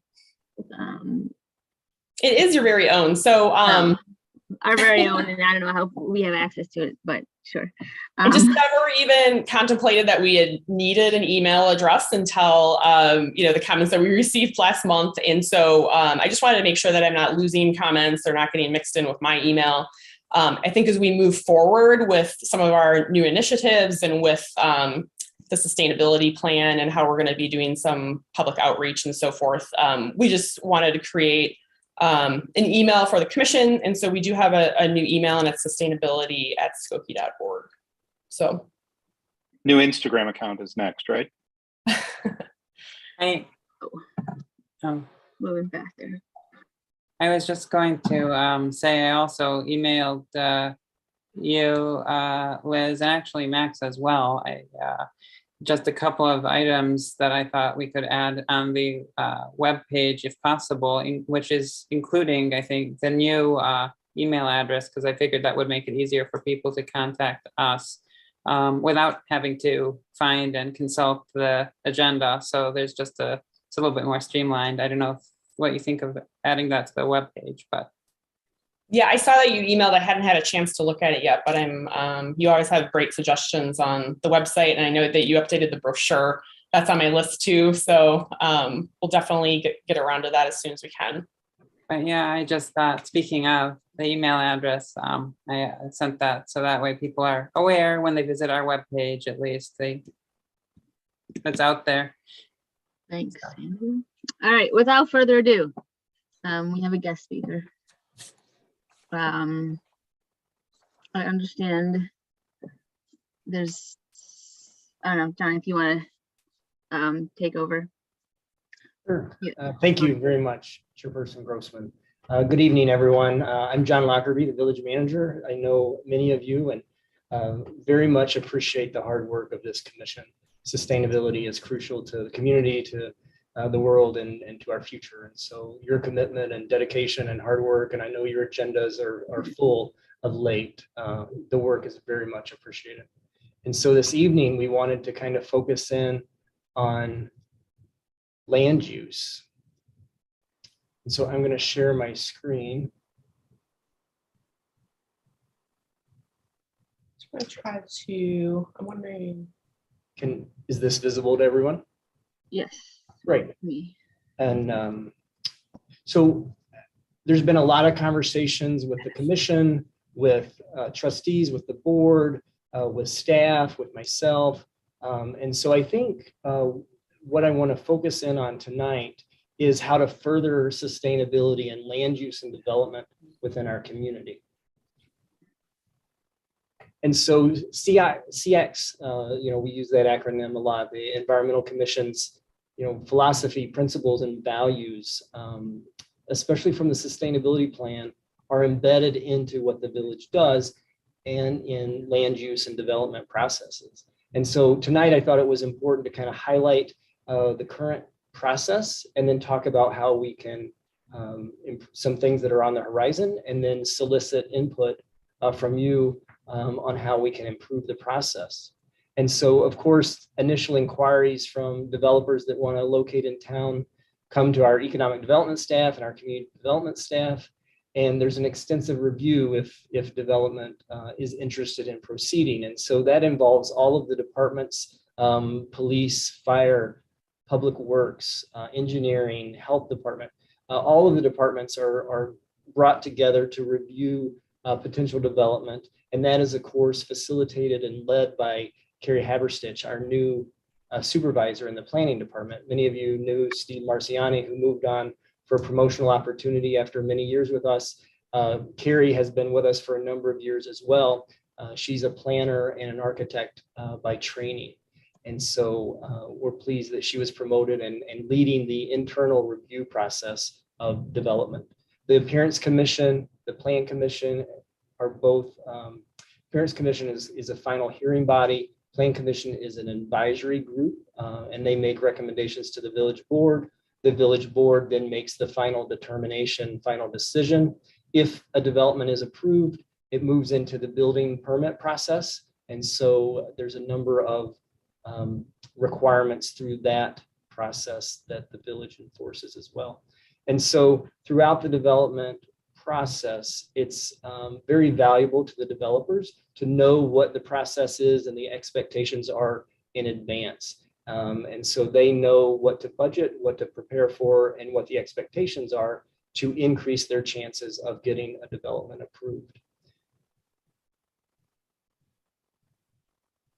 So as you're well aware of the purpose of your commission, and then you're well aware of the sustainability plan and the priority goals within that plan. In addition to those goals of the sustainability plan, we have the comprehensive plan. And so that is a specific document that guides land use and development within our community. It's ever changing. It prioritizes the future land planning, and it also allows for needs and specific issues that arise to be addressed. And so within our comprehensive plan, it talks about a few examples that we're a regional leader in retail sales and services, and also an employment center. And then currently, as a result of, conversations that have happened at the commission and working with Trustee Kuhn and Trustee Klein, and our new community development director, Matt Brandmeier, there's currently work underway to develop a sustainability chapter, a specific sustainability chapter for the comprehensive plan. And so I think you're all aware, but just to be sure, Pete Pyer was with us for 40 years. He was the director of community development. He retired. Actually, 2 more employees with 40 years of service with the village retired within the community development department. And so within the last 2 years, we've had some transition and some new individuals join us. And so we're excited about the new team. We miss the old employees as well. So as the village's process unfolds, we've talked about the community development department leads it. The sustainability plan is embedded in the process. There's energy conservation and efficiency that is embedded in the process. Of course, water management, stormwater management, water quality are all issues that are given consideration. Air quality and transportation is given consideration. We are fortunate to have a traffic engineer on staff at the village. And so we have expertise in-house. Many suburbs do not have that resource. And then about the time that the sustainability plan was approved, the village approved a complete streets policy, which really encourages more than just vehicular traffic. We have a tree preservation ordinance that requires development to maintain trees or to replace them. And then we have been recognized as a tree city since 1985. And of course, noise, odor, and light are issues that are reviewed with every potential development. For example, we do not want light to spill over the property line. And so the light must stay within the property lines. So the Appearance Commission we talked about is one step in the process. And so their primary duty is to really review the exterior of the developments as well as the landscape plans. And so, for example, someone mentioned Carvana a little bit earlier. During the review of the Carvana development, the Appearance Commission added trees and landscape islands through their review process. The Plan Commission has a number of responsibilities. They're itemized here. I won't go through them all, but they have specific responsibilities that they're responsible for different aspects of development. And so again, the developer knows that up front. And so, for example, they review special uses. And so if a use within a zoning district is considered a special use, here are some of the guidelines that get factored into a decision on whether or not the Plan Commission will recommend to the village board if the special use should go ahead. This is the first page of our use table in the zoning code. And so you can see here that there are P is for permitted uses, S is for special use, A is for accessory use, and R is for restricted. And so the way the chart works is all of our zoning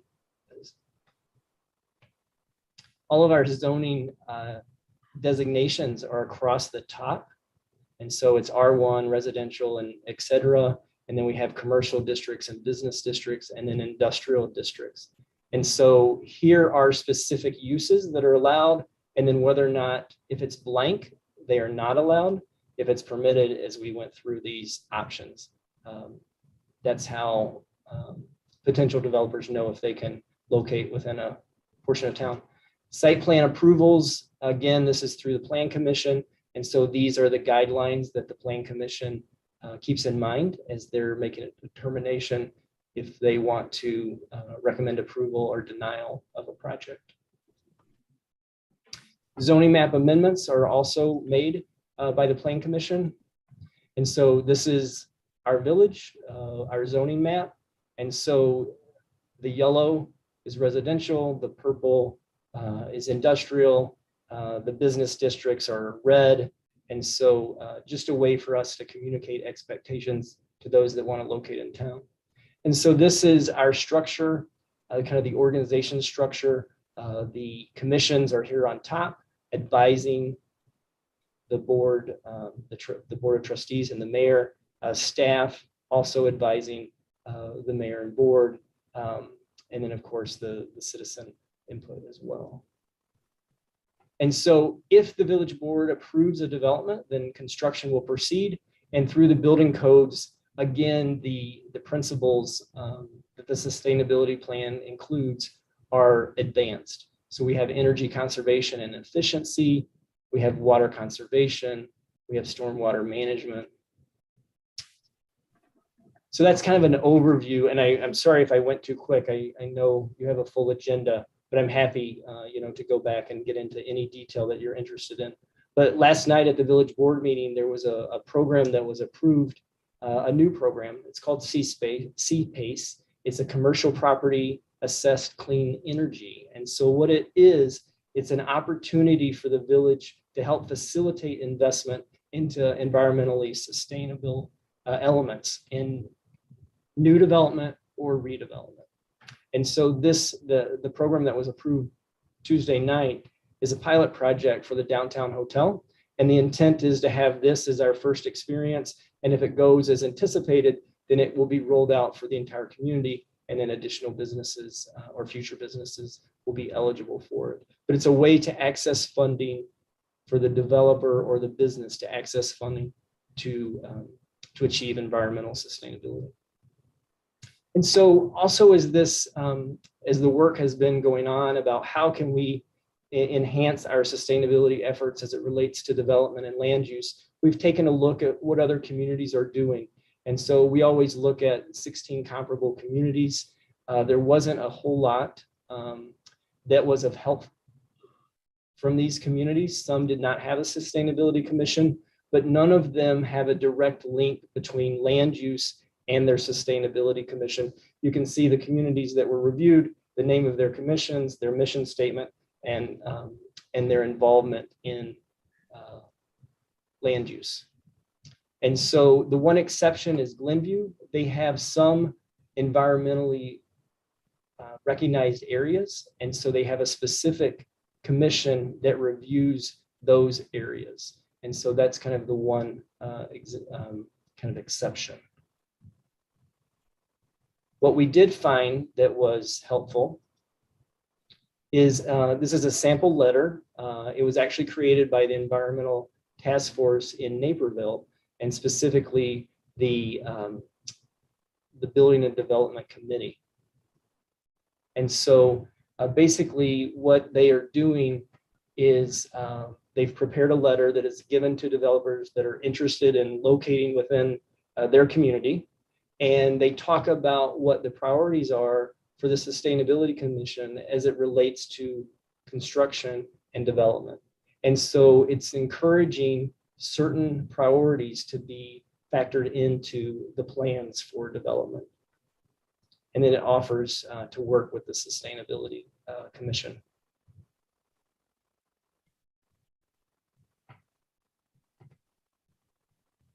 So items that are on the horizon for the Environmental Commission, again, continued active participation in environmental policies. There's several that are coming up that we anticipate.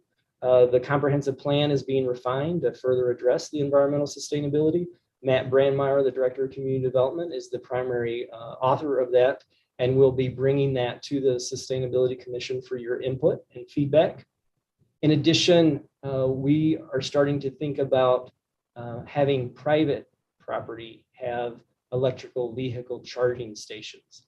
And so currently there are several that the village have provided. Actually, Max has been the person leading that charge. But we are giving consideration to if purchasing practices are going to change and there's going to be a greater percentage of vehicles that are electric, how can we kind of further promote that and make it so that they can be charged and effective. In addition, we are looking at a potential impact fee on transportation land uses. And so distribution facilities are becoming common. And so the intent here, we've engaged a university, Northern Illinois University, to take a fresh look at what type of demand are these types of facilities placing on the community, and then what would an impact fee look like that could recoup any effects that are being experienced from this type of land use. In addition, we're thinking about bird mitigation. There's been a lot of bird mitigation measures that were implemented in the Carvana development. And so the intent now is, once that facility is constructed, is to do a 1-year study where we monitor bird strikes for both the Carvana tower and for the Optima towers. And then we can evaluate those mitigation measures and make an informed decision of what the permanent policy will look like for the village. And so all of these are areas that I anticipate in the near term, and that we will be seeking all of your input on. And of course, you're working towards the next sustainability plan. The village as an organization embraces the values of those plans. And so most recently, you completed the greenhouse gas audit, which was very insightful.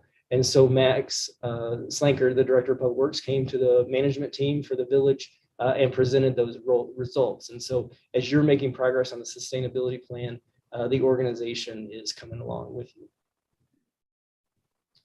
And so I wanted to open it up for questions, or I can dive into details of any of that was of interest to you, but I really wanted to open it up for discussion on your thoughts on how we can further sustainability in land use and development in our community.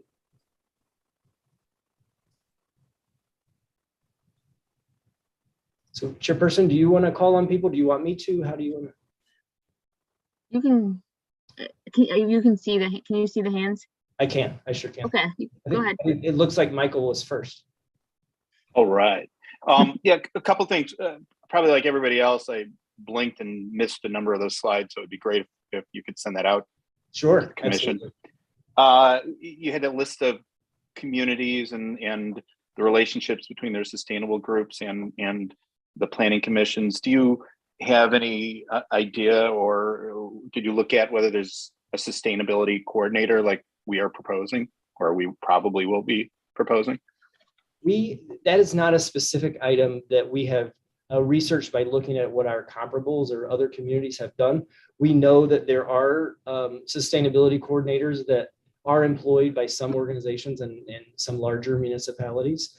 There are also specific people that are hired to advance diversity, equity, and inclusion for organizations. And so to date, the philosophy has been that it's important for all of the management team to embrace these values. And so there has not been one staff person that has been hired to be specialized in one specific area. So to date, we have not done research on what other towns have done. Emily? Yeah, hi, good evening. So it seems from one of your slides that, you were walking through the process of the review, and you listed a number of, I think it goes to like the appearance commission, and then it goes to the planning commission, or first it's like reviewed by staff, and then, and you sort of listed all those things, and you said, so there is an extensive review process. I guess I'm wondering why there's an appearance commission, and why, like, it sounds like in your explanation, you're saying, well, it goes to the appearance commission and then it goes to plan review. And so there just isn't opportunity for, an environmental commission or the Sustainable Environmental Commission to review it. But it sounds like, maybe an opportunity would exist for reworking something like the appearance commission, maybe calling it like the Environmental and Appearance Commission, and having, expertise on that commission that's, directed towards sustainability or environmental matters, so that that expertise doesn't get lost. I mean, I understand that there's a lot of steps and there's a huge process, but I don't understand that you would, sort of exclude the opportunity to involve one type of expertise just because that process is already deemed full, especially for something like appearance, when we know that, climate change is here, and it's actually kind of important to make decisions that are, related to the environment. So that's one part of my question. And the second part is that, there's documents. It sounds like you're relying on documents to be able to drive the environmental decisions that are made. But again, these are people who are interpreting these documents. I mean, unless I'm missing something, it sounds like these are people who are interpreting these documents. And your recommendation is that we beef up these documents so that, you know, non-experts can interpret them in order to apply them to, you know, these developments, when actually it sounds like maybe having expertise, you know, interpreting the plans relative to what the documents say, or just relative to, you know, just science in general, might be a better step in order to ensure that, you know, something like Carvana doesn't happen again. Oh, good questions and comments. And so the important thing at this point is for us to develop what are our expectations for future development. And so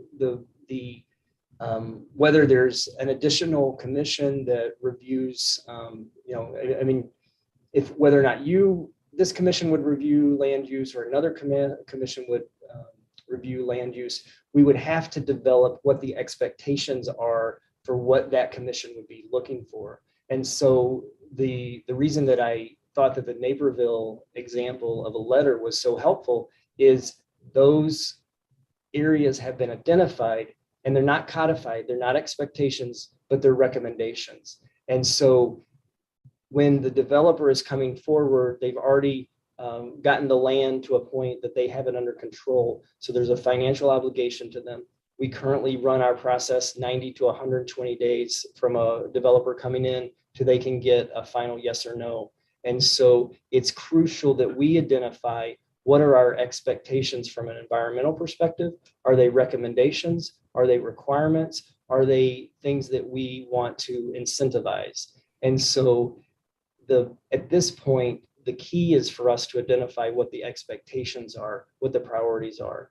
And then we can determine if, you know, if it's a whole nother, you know, commission public hearing process, or if those values can be embedded into the existing process. The state statute clearly states that the Plan Commission has responsibility for the site plan and that the village board does. And so those two entities need to know what sustainability, what SEAC deems valuable within future development.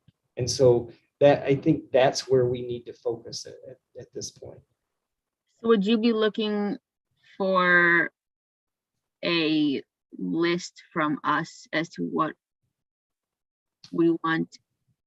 So I think sure. I think it's up to you. If is this a portion of the sustainability plan that you're working on now? Do you want there to be a land or a development component of the sustainability plan? Do you want to do a separate document? You know, the mechanism that you're comfortable with, I think is up to the commission. You know, the content is what I think is most important.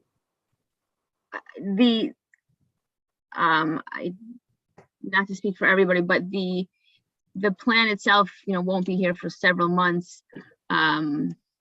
Developments are happening all the time. So if it's something that the village would welcome us to start working on independent of the plan, and maybe have it incorporated, you know, we saw in the RFP that there's going to be a section for land use, but if it's something that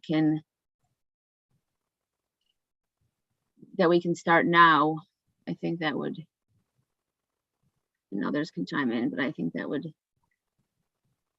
go a long way. I think that makes sense. And I think, you know, in the recent past, there has been a couple of significant larger developments that have caused, you know, concerns, and there has been a strong contingent that was opposed to it. And then there were, you know, a lot of positives with those two developments. And so ultimately they were approved. And so I think part of the challenge for the Sustainability Commission is to think about what future development that is occurring needs to incorporate from an environmentally sustainable perspective. Charlie? So I think there are two aspects to this. One is the procedural, and then the one is the substantive. And I think what you're addressing here is the procedural side. I will take issue with you. I don't agree that there is sufficient review of these projects from a sustainability perspective. It may be consistent with what the village has done in the past, and it may not necessarily be in contradictory to the sustainability plan that we had in place, which was kind of like a more generalized plan. But I mean, the Carvana project, as well as the Amazon project, the village was clearly flat-footed when it came to sustainability. It clearly had not done sufficient review of those projects. Now, some of that may be what we're talking about, which is bolstering some of the procedural side of things so that we do have a more robust review. I would agree with you. My personal bias is I don't think we need another commission to hear a development proposal. What I would like to see is that the plan review done by the planning staff and the plan commission be more robust from a sustainability perspective. And I do agree that we need to be much more clear and much more directed about what the expectations are from a sustainability perspective. And I'd like to see that incorporated into the next plan. If Matt Brandmeier is already doing an addendum to the comprehensive plan, which was adopted in 2003, I think. I would like for this commission to be involved with that process, and I'd also like to see that incorporated as quickly as possible. But I would like to see a much more from a substantive side, I'd like to see a much more rigorous and substantive sustainability criteria that is early on in the conversation. From a procedural side, I know the Economic Development Commission has a ex officio member of the Plan Commission. I think a similar kind of thing might be appropriate for sustainability, that either an ex officio or a voting member be on the Plan Commission so that those projects can be reviewed as they come into the Plan Commission from a sustainability perspective. And so that there can be some additional, review of that from that perspective during that process. I don't think we need another separate process. I'd really like for us to avoid that. But I do think that we absolutely need a much more robust review from a sustainability perspective of development projects. The other thing I would say is we are in desperate need of updates to the comprehensive plan and to the zoning ordinance. A lot of the defense of the Carvana project was cringeworthy when people were saying, well, essentially, the zoning ordinance allows these much more intensive use, so it could be worse. That was the defense for the Carvana. I'm like, oh my God. So it's sort of like saying, well, given that we haven't really done any land use planning in the last 20 years, we could be doing worse. I think the village needs to take a critical look at that. A lot of the things that the village is doing, your zoning ordinance is anachronistic. The land use plan is dated and it needs some updating. And I think as we do that, we need to incorporate sustainability as a base component of it. I mean, it's our urban ecosystem, and also the sustainable development of the village is critical for our health and well-being, not only environmentally, but also economically. So I think we need to start moving on that as quickly as possible. But I think the procedural side, the recommendations that I would like to see us be actively involved in what Matt Brandmeier is doing, and start, as Jenny had indicated, get started on that and incorporate that as quickly as possible.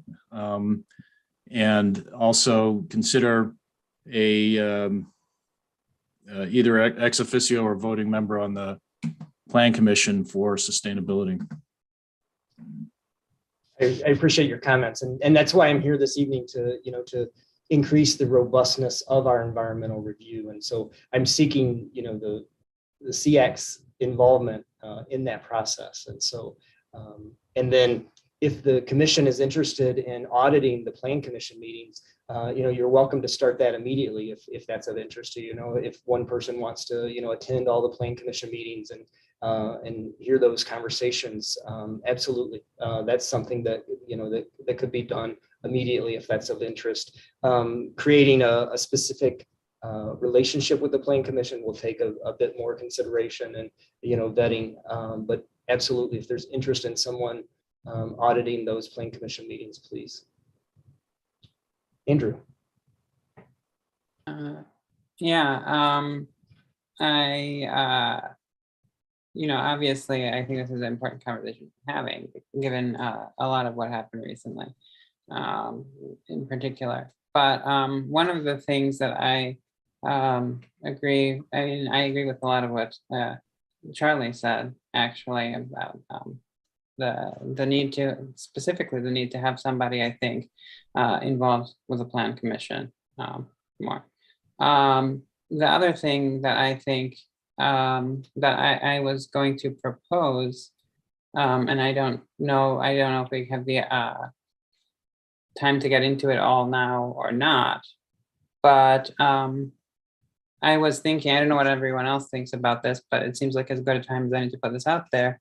One of the things that I was thinking about is the same way that we have water and air and all of that subcommittee, if there would be a way to do like a sustainable, in particular in light of what happened recently, sustainable economic development subcommittee that would sort of work perhaps with the plan commission, or maybe the person who also would be the one individual who would be sit at the plan commission meetings. And then we could sort of work as a group, kind of address the issue. I think there'd be a little bit more, there'd be some more resources, I think. So I don't know what people think about as far as like having a sustainable economic development subcommittee, the same way we address these other issues, and then somebody perhaps being involved with a plan commission as well from our commission.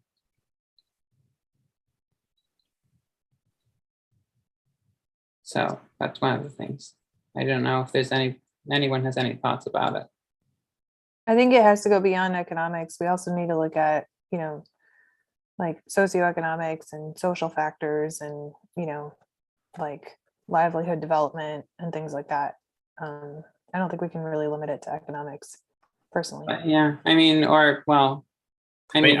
think Andrew's point is a really good one, because there's a lot of talk about, the whole thing about Carvana's being economic development. I mean, personally, I don't think we can segregate environmental sustainability from economic sustainability, and implicit in a lot of these conversations that somehow there's a trade-off, that you have sustainability or you have economic development. If there's anything that, if there's any tipping point that we've crossed in this time, is that it's, if it's not environmentally sustainable, it will not be economically sustainable. And we do not do economic development without sustainable development. And to Andrew's point, I think we need to define what that looks like and what that means. And I think that would be part of a more robust review process that would be updated rather than, 20 years old or more. In the case of the zoning ordinance, how old that is, I don't know.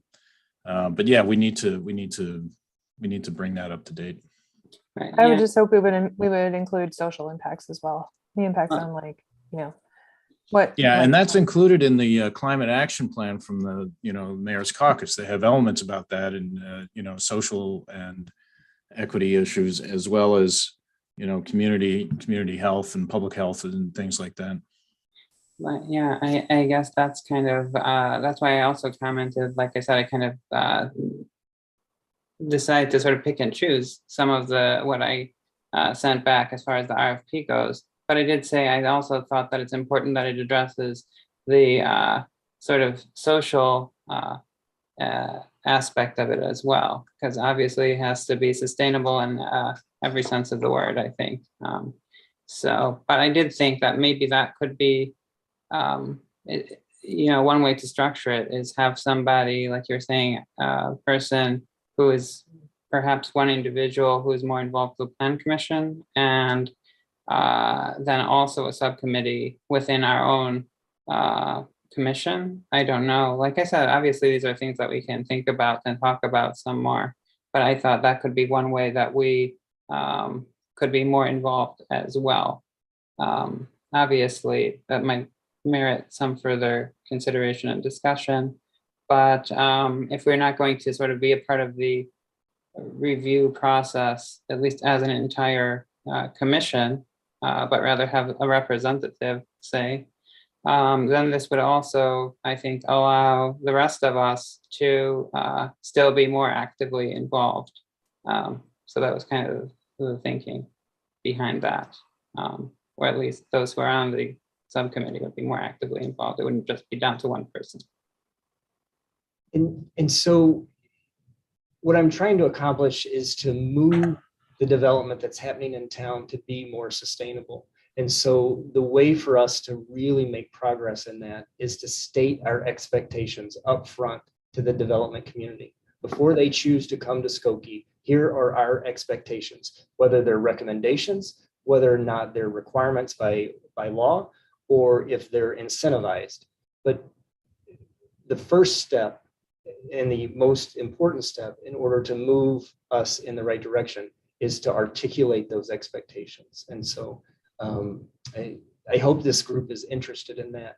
But I'm sorry, Andrew, did you have additional comments? The other thing I will say is that you were talking, I think, about the letter from the community. I don't know which community you said it's from. It was Naperville.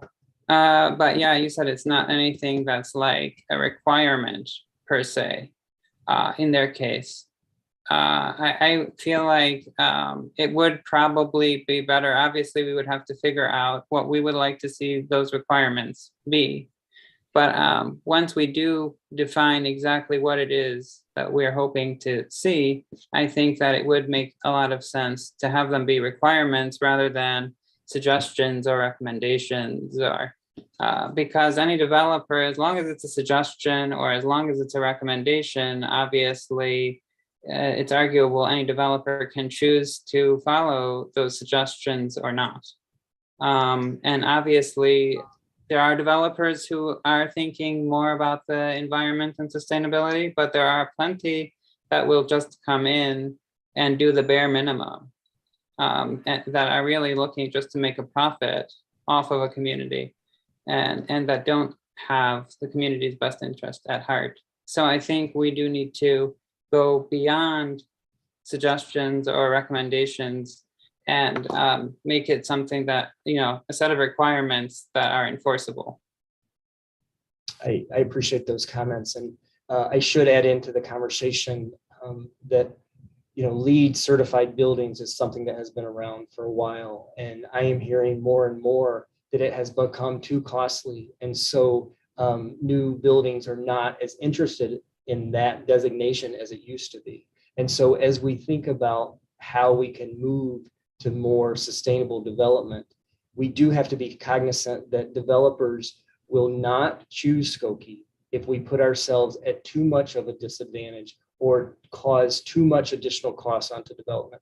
And so I just need to mention in our conversation that every development that comes to town has a pro forma. And when that pro forma tips and it's not profitable for them to invest, then they go elsewhere or they just back away from their project completely.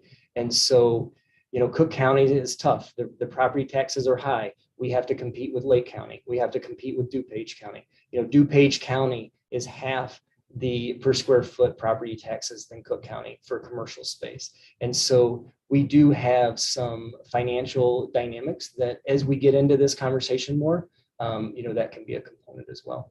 Did you have other items, Andrew?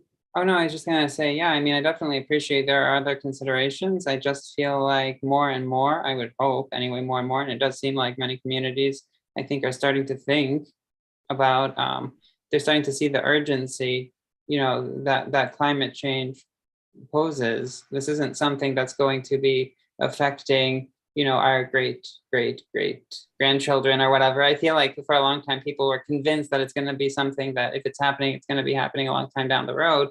And a lot of the severe effects of climate change are already here. So while I appreciate, and it could be even worse if you don't act act sufficiently quickly.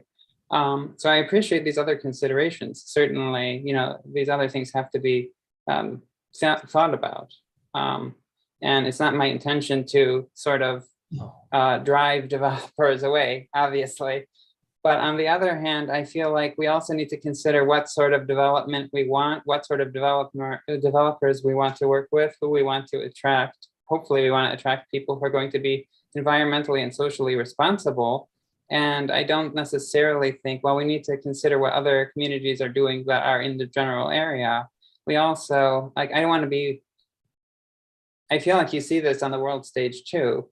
A lot of countries are slow to act, if they act at all, because they're waiting around for other countries to be the first to act. And I don't think we want to do that at a more local or regional level where we're just dragging our feet and waiting to see what other people are doing. No, absolutely. I didn't want to insinuate in any way not to be a leader or set an example. No, absolutely. Skokie has strong history of setting an example and being a leader. And so don't let me try to dissuade that in any way. Yeah, no, I'm just saying, I think it's important, that we obviously think sort of ahead and I think, give thought about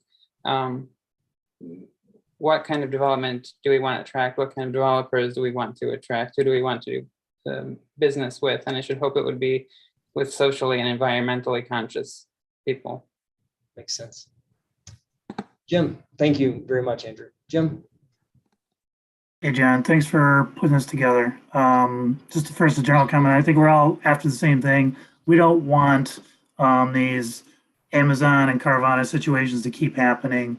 I think we're all after, the same thing. We all want a consistent and repeatable and predictable way for developers to come in and know what to expect when they're applying with the village. So I think we're all the same thing. So my question is about ordinances. So in your PowerPoint, I just want to clarify, at what point do ordinances play a role? Does the Planning Commission review the ordinances? Does it happen up front, or does it happen kind of later in the process? Because I think our commission wants to have more of an impact on the ordinances, but I kind of want to better understand that process. So it depends on what the topic of the ordinance is. And so ordinances that are an amendment to the zoning code go through the Plan Commission.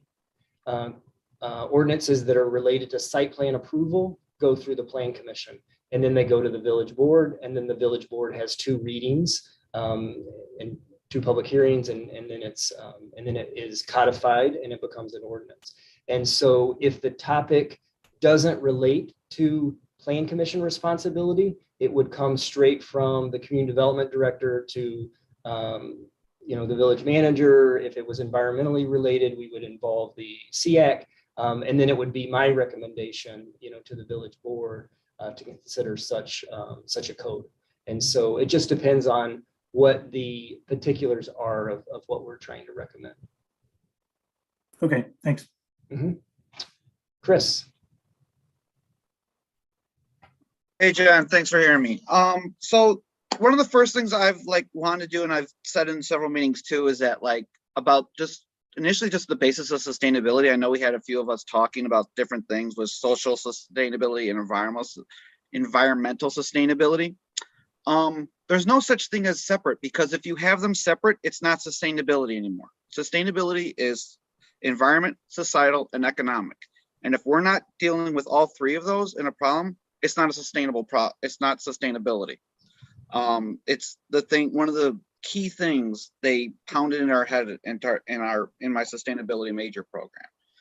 So that's a big thing where it's we've been focusing still on the little aspects and not complete, which they need to be, with any issue that we're dealing with. So I have that part. The another part I have is a little bit of the disconnect between us residents, and also just with hearing the plan you announced with the economic thing with the hotel downtown, just that this was approved and stuff, but honestly this is the first I've ever heard of it. Maybe it was in some other readings and stuff, but I can't read a million things at a time, just as life is. No, go ahead. Yeah, go ahead.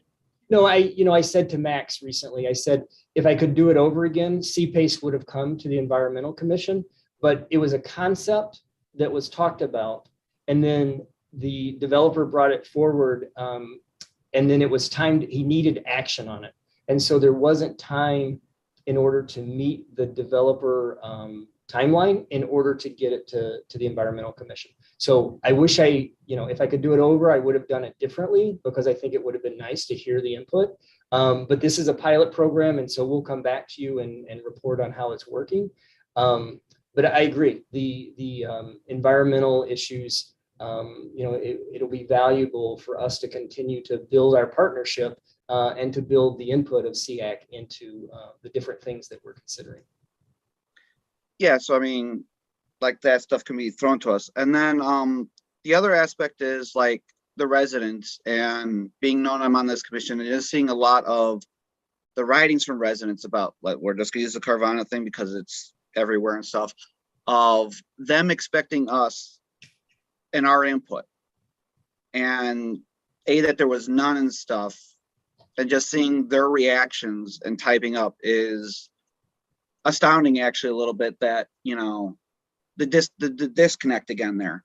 And so the question sometimes is, we've always been asking, is kind of what is our purpose? I mean, we came up with the sustainability plan. I thought that was supposed to be part of the comprehensive plan and drive that. And if that hasn't been doing it, then it has failed.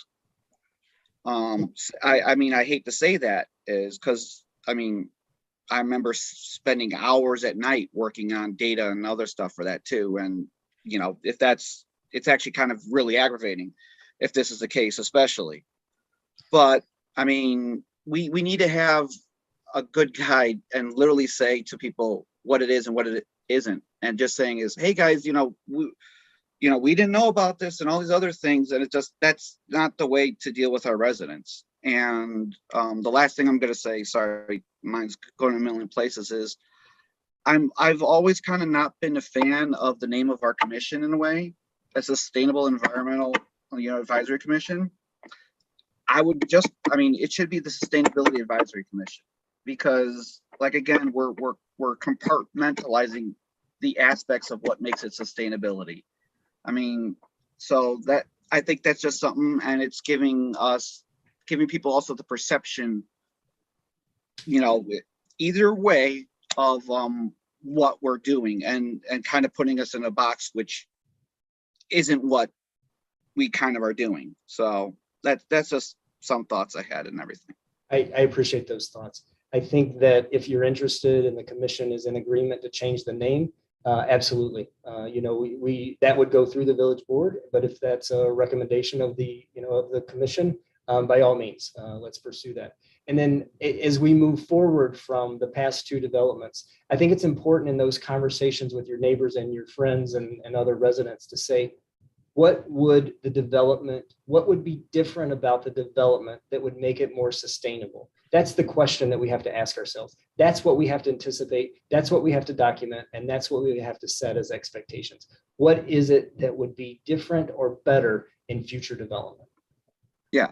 And then, like with the lead thing, I agree with it. There's a lot of places that are saying it's expensive and all that stuff too. And I know part of that, like I've known a developer was like, they built a building to LEED Platinum, but they didn't go for LEED Platinum just because of that certification cost is a big thing. And I know it's, people are like, they want, the status of that too and things. So I know that's how we do things.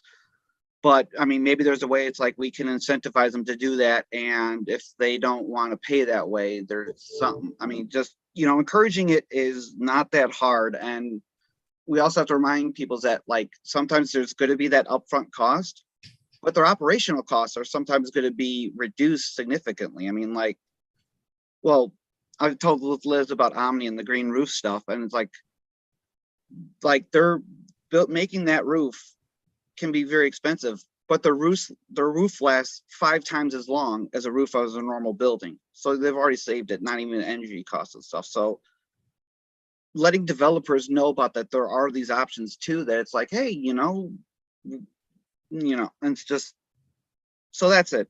That's all. Thanks. Thank you. Charlie. Yeah, so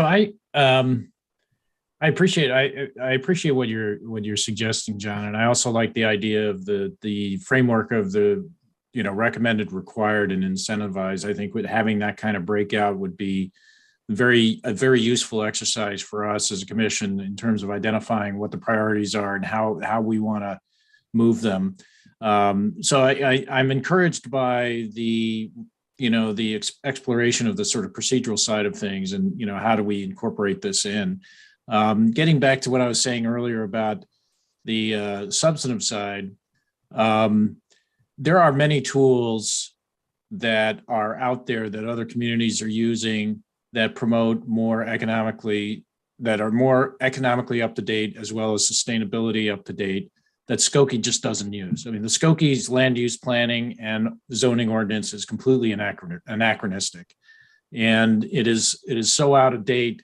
And if we're going to rely on those as sort of frameworks to work with, we're going to run into these problems over and over and over again, because it's just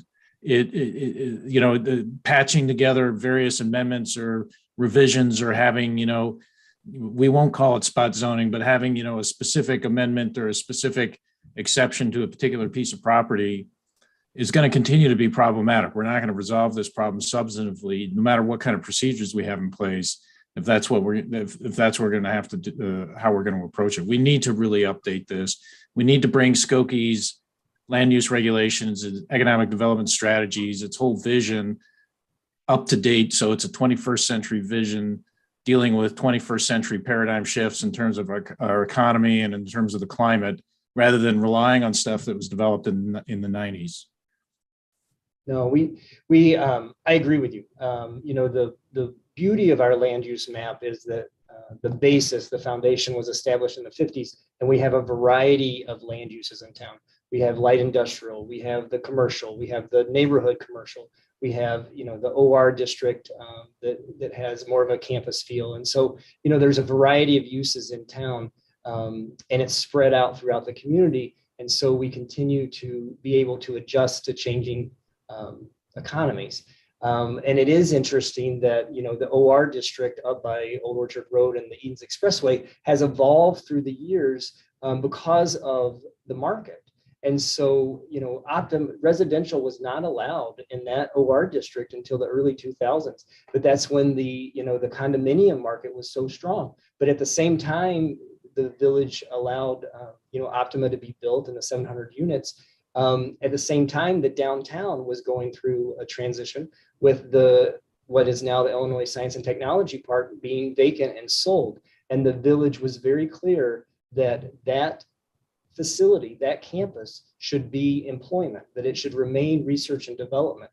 And so there is a vision, for the community and for land use. The comprehensive plan is a very challenging process, to anticipate, what the market is going to be in a few years, and to have a vision for every specific area of town. And so our comprehensive plan is designed by chapters. And so we have the ability to kind of look chapter by chapter, but with our new team in place in community development, now is the time to do that.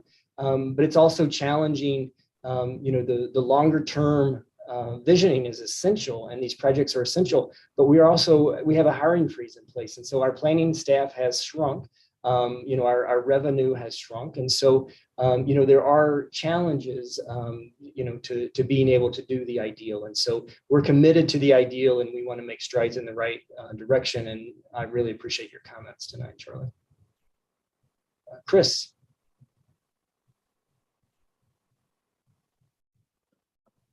Yeah, I heard my name. Sorry, I was getting water. Should we go to Emily and come back to you? Oh, sorry. I was trying to take that down. I apologize. Oh, okay. Pass on me. Sorry. No problem. Emily. Yeah, thank you. So, I heard what you've been saying about establishing recommendations and guidelines and, those things. And you showed the letter the letter example from Naperville stating, what our expectations would be. And then there were some thoughts about updating ordinances to make those more stringent than just recommendations or requests or encouragements. But I think one of the things that was so disheartening for me to witness in the last month is the misinformation and the misinterpretation of information, right? The misinterpretation of what was actually happening. And so there's some comments in your PowerPoint about things like evaluating, the impact on the environment and evaluating, the sustainability of this. And this comes back to what I was saying, what I said at the beginning is that even with a sustainability plan that's interpreted by, planners, there's going to be misinterpretations and there's going to be misunderstandings of what those should be. And, there was some dependence on expertise from, the developer. They provided their own data and they provided their own information. Some of it was just flat out wrong. And that was really disheartening to witness. And it is disheartening to think that that's something that could be perpetuated if all we're doing is providing guidelines and recommendations, and even ordinances, to be quite frank, to say, okay, well, this is how you need to do things. If like Charlie was saying, if there's no structure in place to be able to have this evaluated, then I think that this is going to continue because some of these things are just not even factually correct. And I feel like there needs to be a system in place to combat that. I appreciate your comments. It was interesting that one of the bird nonprofits recommended the consultant that the developer utilized to advise them, and so the consultant came highly recommended to them. The village wasn't involved in that process, but the varying perspectives on bird mitigation specifically, is fascinating. I was just looking today at San Francisco again. I think I have it up.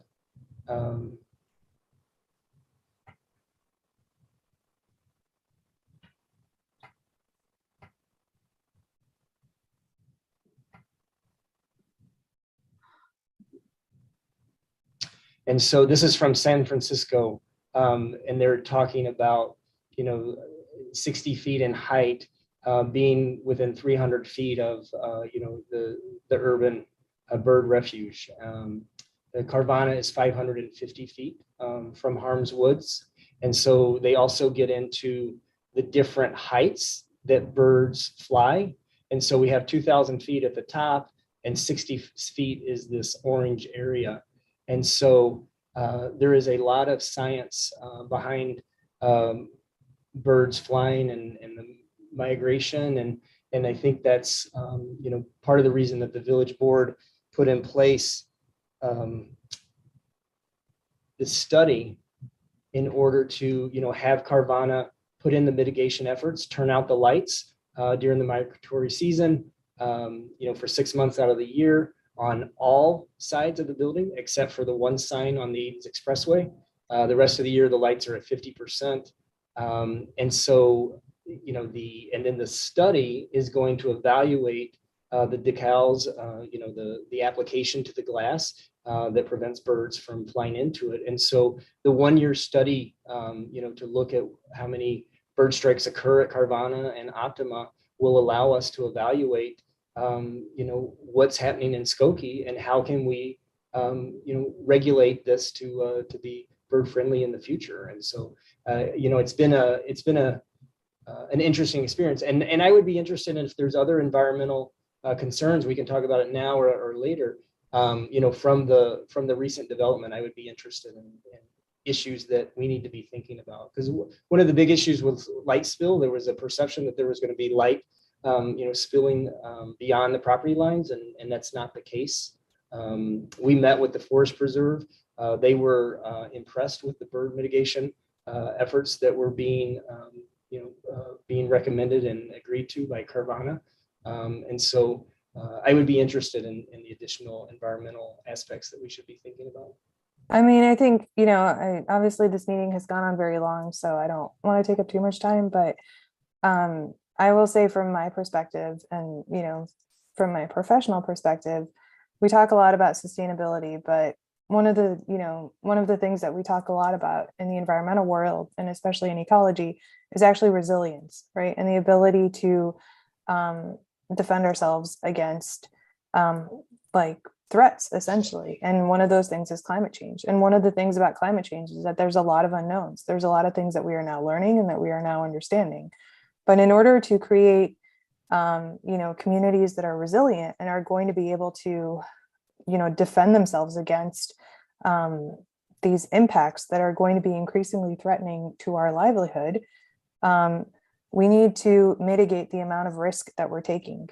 And doing things like putting buildings in that are fundamentally risky from an economic standpoint, from an environmental standpoint, even with a study, is not resilient. Those are not resilient actions. Those are not actions that promote resilience. And so, the idea that like, oh, well, we're mitigating these impacts, and then we're doing a study, to be able to like learn from it and move on, is just, I don't know. It's just really disheartening to hear that like, that's something that we're willing to do as a community and to take those risks. But that might be a broader conversation. And so I certainly don't want to take up too much time. No, I appreciate your perspective. And I think you're an environmental sustainability commission, and you make recommendations and advise the village board and village staff. And then there's the Board of Fire and Police Commission, and they're responsible for hiring our first responders. And we have the Plan Commission and the Appearance Commission. And, there's 18 commissions that are working on different things. And then the village board is looking at, the community and all of the issues. And so, and then from the village manager's perspective, when I look at the site where Caravana is going to be built, it was a vacant parking lot for more than 10 years. Rand McNally closed and left, and that campus was not attractive to a new occupant. And so it is largely vacant. And so to have a completely vacant parking lot for years and years, probably for the whole time that some of the people are living in Optima. And so also in that corridor, we have office buildings that are struggling. Their vacancy rate is too high for them to remain as office in the foreseeable future. And so they're having to consider, before COVID, occupancy may not have been where they wanted it to be. And now after COVID, and what does the next 2 to 3 years bring? And so from a land use perspective, in that OR district, office space is not sustainable. And so we're faced with, there is a hotel that's interested in locating in that area. And so they're being reviewed, going through the staff review process currently. And so, that corridor is changing, but it's partly market demand and being able to make the pro formas work. And so there's a lot of dynamics and tensions and various layers of issues that have to be all factored in. And so, did you have something else, Emily? I'm just going to say, I know like that is, I don't want to go on and on, but the one or two things that I will say that I touched on kind of with all of this whole Carvana debate that's been going on for the past few months. We've been talking, I think, amongst ourselves and with different people, and obviously at the meetings and via email and all of that. And the two things that I did think about, and I would kind of be interested in your perspective, and also the two trustees who are here. The idea of, granted, I think one of the arguments was that if it hadn't been this, as I think has been touched on too, that it could have been something else, like that would be as bad or worse than this tower. But given that it's, in sort of the general vicinity of this forest preserve, what exactly, obviously the buildings that are there, the structures that are there, the uses that are currently taking, what it's currently being used for aside, I don't know what the village's sort of willingness to kind of designate that as kind of a protected area and rethink the uses that are permitted there, and sort of have it be more restricted than it currently is. I don't know what you think as far as the potential of that is, but it seems to me that on Woods Drive there, maybe it should be a lot more restricted. than it currently is to protect the wildlife that's there and prevent a similar development from being built in the future. And also, well, I guess the other thing is sort of a separate, not particularly environmental. So maybe there's another way of discussing it. But yeah, I mean, I obviously don't necessarily think if there's a way of preventing those kinds of structures from, I'm not sure that they're completely compatible with the residents. So it would be better suited to a strictly commercial area. I mean, from my perspective, but that's a little bit different. But like a green space preservation ordinance kind of thing, what would be the potential for that? So currently, the land between the courthouse and Lifetime Fitness is on the market. And so there was the broker that was trying to sell that property brought forth a transportation use, a distribution facility, and that's not allowed. And so we told them that was not a feasible, future use. But the market is not bearing, a reuse as it is today. And so we'll see, what happens there. But it's envisioned to be, well, I shouldn't say envisioned. Part of it is the economics. And so the landowner is a private property owner. And so they have a market value of that property. And so if it was to become green space, then who would own it and who would fund it? And so that becomes the issue. And then on the other side, when we have 75% of the property tax bill is going to schools, when that assessed value comes out of the equation and it becomes green space and zero property taxes, the schools are the ones that are most impacted. And so what does that mean for the school districts that land is in?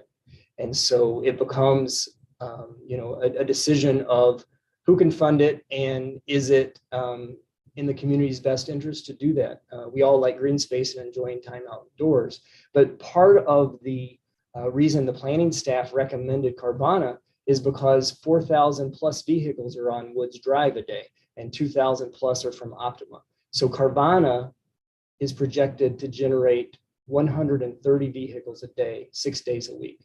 And so it's a low intensity use from a planning perspective. And so that's less, cars on the road, that's less fuel being used, that's, less of an impact on the environment.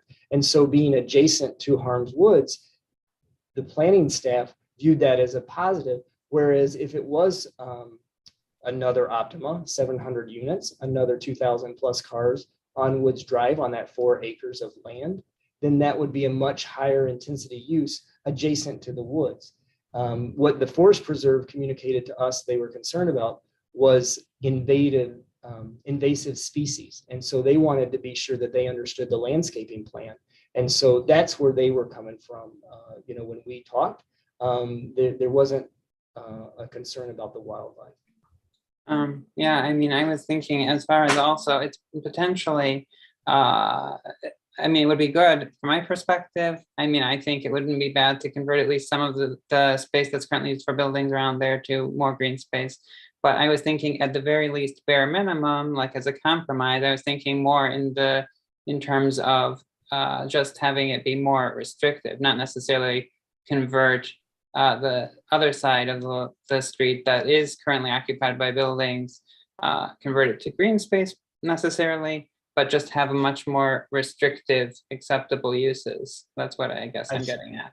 So if the green space thing isn't a possibility, like a green space preservation ordinance that would sort of respect the fact that there's the preserve there, and as such, severely sort of, if you want to call it that, I don't, sort of curtail or restrict the uses of the land across the street from it, so that these kinds of developments aren't possible in the future across from a forest preserve. I guess that's what I'm getting at. So I just wanted to clarify, I'm not necessarily saying convert the existing building space to green space, although that wouldn't be bad from my perspective, at least some of it. But like, what's the potential for curtailing future development across on Woods Drive on kind of the, I guess it would be the east side where the buildings are? Yeah, no, I think what has happened is the museum is to the south. Then there's Optima, and now there's Carvana, and then there's the building that is existing, and then there's North Shore. And so the economics of someone buying that building in between Carvana and North Shore, and figuring out what the market will bear, is a pretty complicated endeavor. But for the commission to identify increasing green space in town, and perhaps incentivizing that, is something that we should talk about for sure. I mean, because I think that's an important value to all of us. So I don't want to go on too long. I'm happy to come back at any point that the commission thinks that it would be helpful for me to come back. If you want to, I will definitely send the PowerPoint to Liz, and she'll distribute it. Is there an interest from the commission, in kind of furthering thoughts about what we've talked about tonight?